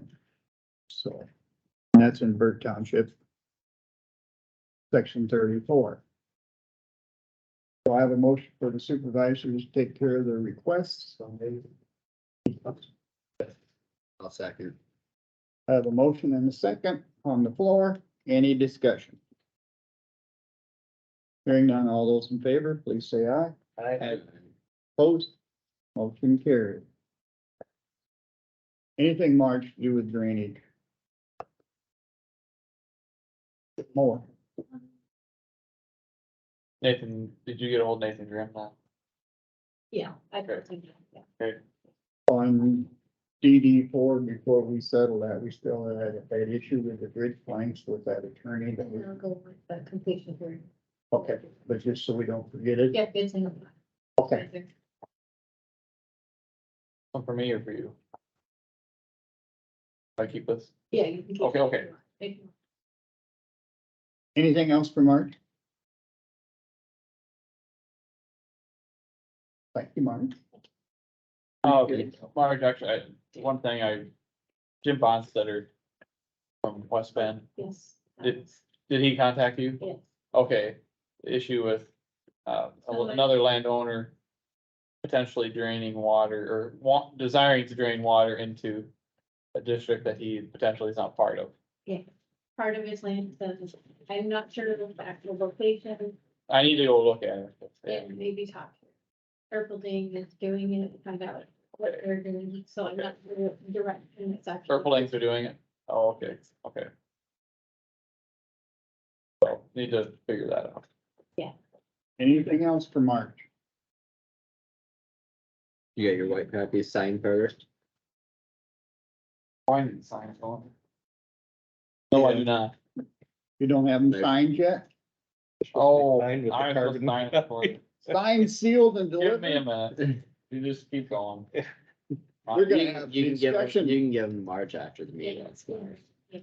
discussion with the auditor. Okay, so, yeah, You don't have to leave yet, Marge, you got your. I said I'd take them. Oh, okay, go ahead. Okay, so Well, for next week, we're I not have gonna a take- lot on the agenda already. Oh, okay. So next week we have our budget hearing at 8:30.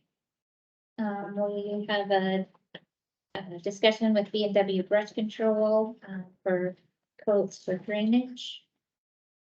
Okay. We have to set the date and in time for the budget amendment hearing, which I'm proposing for Tuesday, May 16th at 8:30 AM.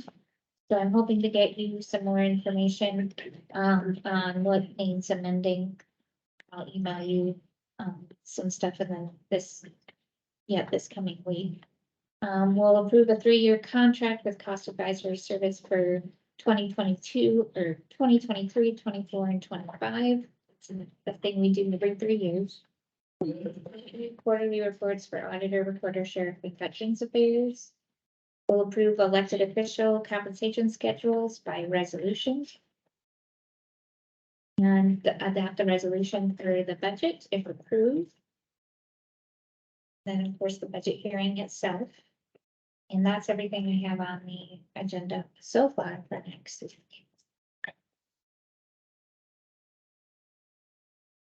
I'll be gone on Friday for some doctor's appointments.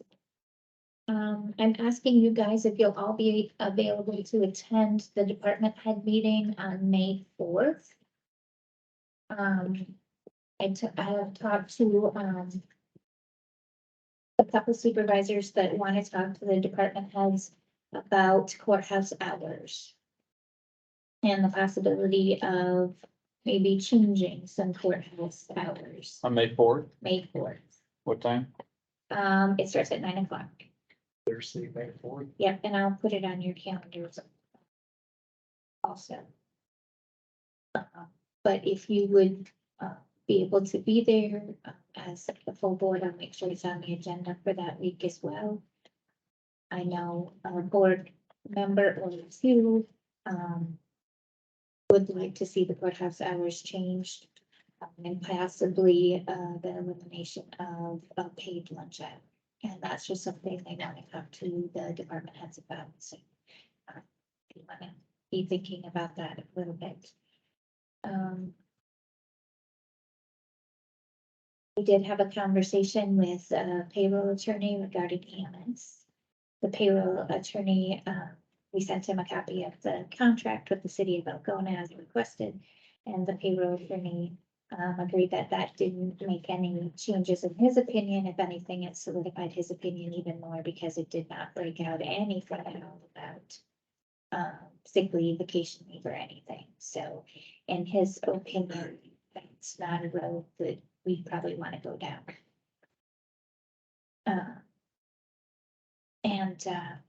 Roger and Jack were in on that conversation with the payroll attorney as well, so they were able to talk to him also. Anything else, Jack or Roger, did anything say? Open enrollment on Tuesday, May 3rd. Yes, Don't forget. yeah, and I think that's on the Okay. calendars. Is that, That, we need to be at that too. Every It's employee. 9 to 9:30 or 1 to 1. Oh, I do have that on the calendar. Yeah. Okay. I didn't know. Yeah, I don't enroll on here. is it on the one on the? Board, not on the board calendar, I don't think. No. It's I don't see it on my phone here, and that's synced with both. I have wellness at 8:30 that day too, sorry, I'll already be here. When? I have wellness that day at 8:30, so I'll already be here. Okay. so Wednesday, 9? At 9 AM? I wrote down 10, but you know, 9 to 9:30 and 1 to 1:30. I wrote down 9. Originally. We don't have to go to both, right? No, just Okay, just choose one, okay. That is Wednesday the 3rd.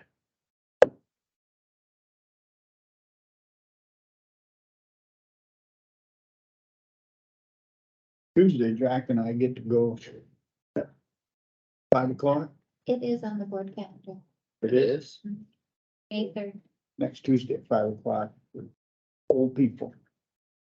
Oh. If you want to go listen. Oh, something I unchecked gotta see if I that. got that now. Yes. It was April. So, yeah. Oh, And let's see, Yeah, 5 o'clock. I got it down.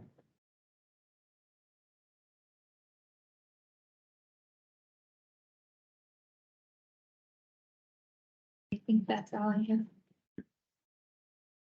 That's it? That's it, I think, unless you guys can think of anything. What we talked to the payroll attorney about, but I think that was it. Anything? Specifically. Oh.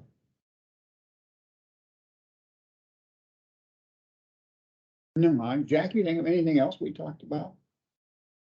No, we just talked about, But you know, how we could look at, you know, making the courthouse work the same. Because, you know, what he talked about was, you know, when he talked about changing wages and, you know, fairness, everybody says, well, how about the courthouse? They work 35 hours a week and everybody else that kind of works 40. That's not right. And so we thought, we just wanted to find out if there's any way of doing that. And he says, yeah. Can be done. Yeah. And they could leave it up to department heads to staff their offices any way they want it. If they wanted to, you know, have somebody come in at 8, somebody could come in at 7 or whatever, you know, they can do it, they can figure out how to staff it. He did say that what we have to remember is that the elected officials or department heads are in charge of their own departments. Yeah. So they set what hours their employees. And he said that if the department head decided not to go along with it, they can shut their doors at 4 o'clock, just like they are now. That's gonna be up to the electorate if they wanna, you know, have that person in charge of That's why, that office down the road. that's why he suggested you talk to the department heads as a board and let them know what you're thinking. So you get a consensus of how they feel about it. If they're going forward with any. You guys, how that all came to be was years ago, I don't know how many years, but quite a few. Courthouse used to be open on Saturday mornings, 8 to 5. Back then the board decided they weren't gonna keep it open on Saturday. They wanted to close. 8 till it 7. 8 to noon. But when they did that, they didn't change the hours for the week. Okay. They left them the same, but what they should have done was change the hours from 8 to 5. But they didn't, they left it the same, and that's how they got set up with 35 hours a week. Okay. But the way. When would have that changed? We know what year? Before Jack got on the Oh, board. God, no, my grandfather's probably on the board back then, I don't know, that's why, Really. probably 30 years ago. Yeah, I didn't know. More than that, because More than I've been here 24 years and I've never heard of Yeah. that, so you told me. Like it's Joe Ram, Bob Sink days. Well, that could have been, well, man, before Bob Sink, Yeah, I took before Bob Bob Sink's place. Oh, okay. I was here when Bob Sink was here. so. Okay. But it's, Let's go back to John Road. but he says he says to have an hour paid lunch, he says that's just not. He doesn't understand how that can be done. We'd be back, I think I can tell you the date, it'd be about 1970. I'm gonna say back in 76, maybe even earlier than that, 68. Because that's when the county workers got Saturday off. They used to work 60 hours a week, 10 hours a day, 6 days a week, and then they dropped Saturdays. And that was about 1970, 69, somewhere in there. And then, I had a little discussion with Doug after we left on the insurance. He said he really felt like we should raise that deductible at least to $750 and $1,000. He just, you know, said, we gotta keep this thing solvent. So the opposite of that is not a good scenario if it, you know, it goes defunct someday. Well, it's pay me now or. And I just pay did, later. and I did a little quick calculation on my own, just for, but, you know, it's like, if we have to raise the revenue $500,000 a year. There's 15,000 taxpayers in the county, that's $33, so a family of 5 is gonna pay $150 a year more in taxes. But yet we don't expect the employees to, we're more worried about the employees maybe having to pay a couple $100. But we don't give a crap about the taxpayers paying $150 a year more.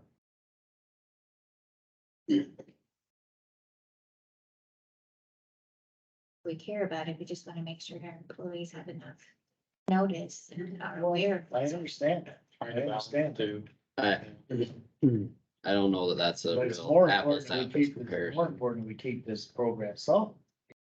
But the alternative isn't very pretty. You know, not having insurance or having to buy it through ISAC and pay $2,500 a month and then have to charge the employees $600 a month for it. Just something I wanted to throw out there, you know, Doug was kind of hoping that maybe we would have done a little something. I mean, You done, Jack? I'm not trying to cut you off. No, no, I'm done. Okay, Carter? yeah, I had no meetings this week, just, looking at some tile and. Yeah, nothing too major this week. Yeah. I got some stuff to talk to Marge about, but down by West Bend, like we were talking. Yeah, I have Board of Health tomorrow and we should hopefully have a quorum time pass that, Yeah, that, see if you can get it passed. I'd hate to take it out. I told them last meeting, we have to have it still. Yeah. Even if you have to call them to get a quorum. Yes. Oh, Well, sorry, Jim. don't blame it. I was just saying, just, yeah, I did have a gentleman in Laverne, asked me to go for a ride with him, and he took me over to Divine Wildlife Area there, already Jigsaw Corner there. Yep. Just west of there, and that's getting, and I gotta talk to Doug about that, but that's getting pretty bad, or just with, it's not graded, or I don't know how often it's graded, or it just needs gravel back there, and there's a bunch of stuff that needs cleaned up, and when we were at our, that waste management meeting, there was that group that wanted to come in and clean up something in the county. It might be a good opportunity if they are still wanting to do something, cause there's a lot of people that fish there, and he was just driving me around showing me stuff, and yeah, it needs some work down there, to keep up that park. It's probably not the most kept up park in the county. Is that but- under the conservation umbrella? As far as, well, there's a gravel, I mean, there's two gravel roads per se. They're not Right. roads, but and I don't know whether that would fall under, that's why I want to talk to Doug, who would that fall under? I for? do not know who takes care of it. Yeah, so, but I had to have that, I Why don't guess. you talk to Doug, and if the road department's supposed to do it, we'll have the road department bladed at least. Right, But if the conservation department's supposed to do it, then. and I'll we'll talk have to them. Kendall and, Yeah, yeah, cause it was pretty rough in there, so. Okay. I forgot to ask him earlier. I'm done. Mr. Factor. That's Big good. factor. That's stuff. I had no meetings, but, one thing I kind of wanted to bring up is, just kind of got the idea from how Dan Green is advertising for, members for his commission. Would it be possible to put an advertisement in to appoint a person for the Regional Housing Authority? Or is that not something that we would? Like in advertise the on? paper. Yeah, The Yeah. problem is the cost, because it's expensive. is it? Okay. It's like usually over $100 per hour. Yeah. So that would be my only concern, would be that for, for an appointment, but I'm not saying you can't do it. No, That would be my only thought. Yeah, We don't- and that's why I wanted to ask. It would have to come out of supervisor budget. They don't have a budget for it. Yeah, Right, there's no line. no, just wanted that thought, just in case we do struggle to find someone, but. Other than that, Mr. Stecker. I didn't have any committee meetings, mostly just drainage.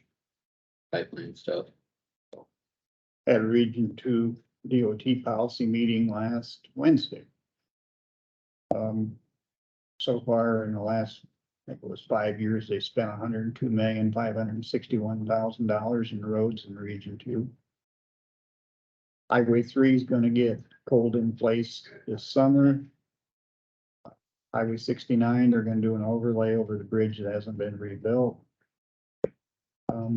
They're still working on the Super 2 between Britt and Garner. They aren't quite done with that yet. And then all the way to Algona, they're looking at improving some of it. Yet from Algona to Westlake, I don't know if it's gonna get done. It's a $2.7 million project.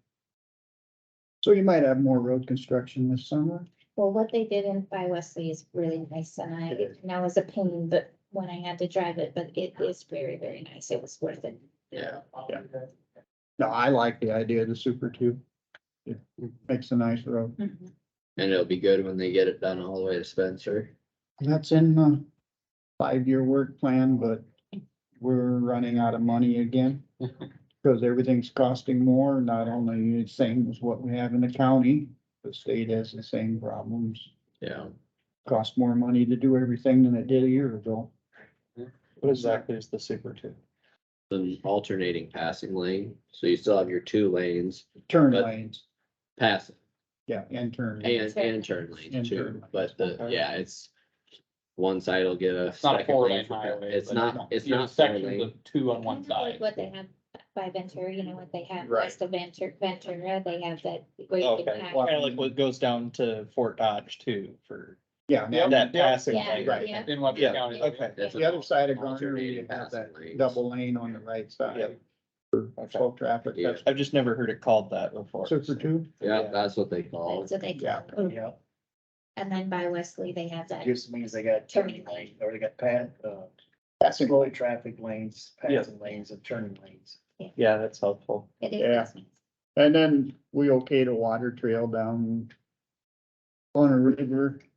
And so far this year, they spent $1 million funded through the DNR on water trails. That's the Yeah. water trail. That's where you get on your kayak or your canoe and paddle down. This one's on the Cedar River. It's a designated area, Right. river, It, like a bike trail, only. right, you only do it they on the have, river. they have a place where you can pull your car Yeah. off and park it Ah. and put the Yeah. I the think they canoe or clean- whatever you wanna call it clean into the trees and water. stuff out. Designated. And County has a couple of them. Yeah, like Jack was saying, they clean the trees and Right, and dredge parts of it that are too shallow and things like that. I thought that'd be an excellent idea by Algona, because we have Des Moines River there that is impassable with the Yeah. canoe or anything because of all the trees in it. So I don't know if you. And the river's always high there. Yeah. Haley and I were gonna try and, maybe try and go from Laverne on Prairie Creek down to Renwick or something, just Yeah. for fun, you know, But- see how far we get. I thought that would be a recreation area for Algona or for Kossuth County. I I agree. like that. I think more and more people are getting into canoeing and stuff. Well, there's- And we got the rental canoes out at the lake that I have seen more and more people going out and renting and Yeah. Yeah, oh, for sure. paddling I around. mean, the it's lake. 10, 12 feet wide. Yeah, cause this is one Cedar River. Yeah, Well, by the time it gets up there. it's getting used a lot, so I think it'd be appropriate if we tried to get some state and federal money Right in that to area. do something in Algona, That'd be good. or not even Algona, or any place in the county. South. Yeah.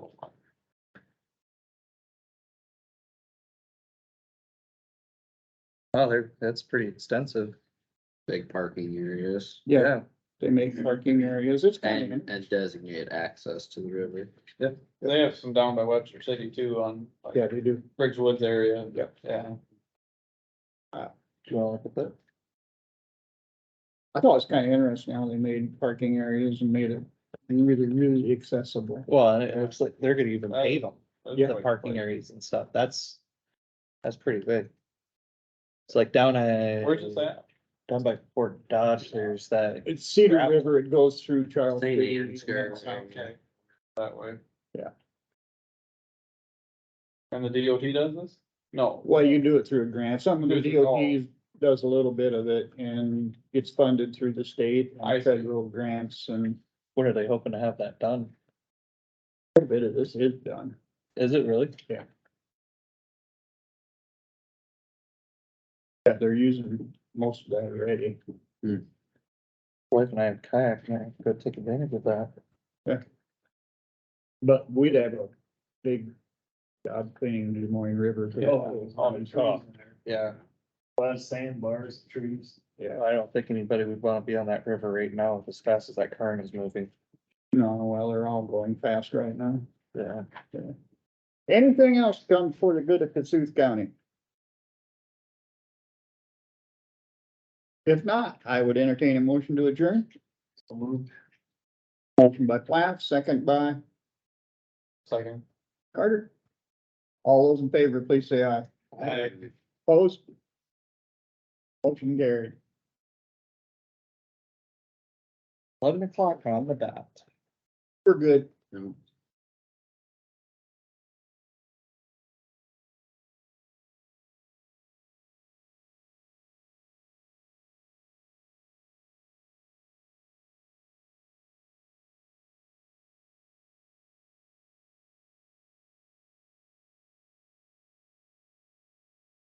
Got some good reading material. No. It's not good reading material. Cause I fall asleep reading it. I'm lately reading anything. We've been watching a movie this weekend. So Does anybody wanna go through these real estate assessment notices? I'm gonna file them. in I mean, 13. that's the thing I've been getting most of my calls on. Yeah, no assessment. Yeah. They ask me, what can I do? One call. Go to the assessor's office and you file a complaint, then they'll set you up a time with their board. well, actually, if they get lower crop prices, that would take care of it. It's on productivity. Well, that For- won't happen for another 5 years. For ag. Yeah. Right, yes. These are mostly, yeah. This is houses. Well, And I don't understand, because some went down, some stayed the same, and That's some where you were. went way up. Mine went way up. Did it? Yeah, I mean, out of Oak Lake, justifiably. out of Oak Lake, somebody called me Justifiably, and said but- theirs went up like $49,000. my son's Well, ten. you've been making improvements, so What? you've been I making said, what? improvements, haven't you? What he's. I haven't, they can't see it. Go to Oh. assessor's office, you put, complaint, and you Put go dirt around the before house. their board. I mean, they can't see every time I go over. My son's tenant house went from 15,000 to 45. I don't understand how some, I can't figure that one out. 'Cause It went from what? His tenant house, you know, it's a 2 bedroom. Yeah. 24 by 24 or whatever house. Yeah. It went from 15 to 45. Well, ours went from 16 to, and this was 2 years ago, it was 16. Yeah. This year it's 52. Well, it's about the same deal. Did you do an improvement? Not that they can see, except replace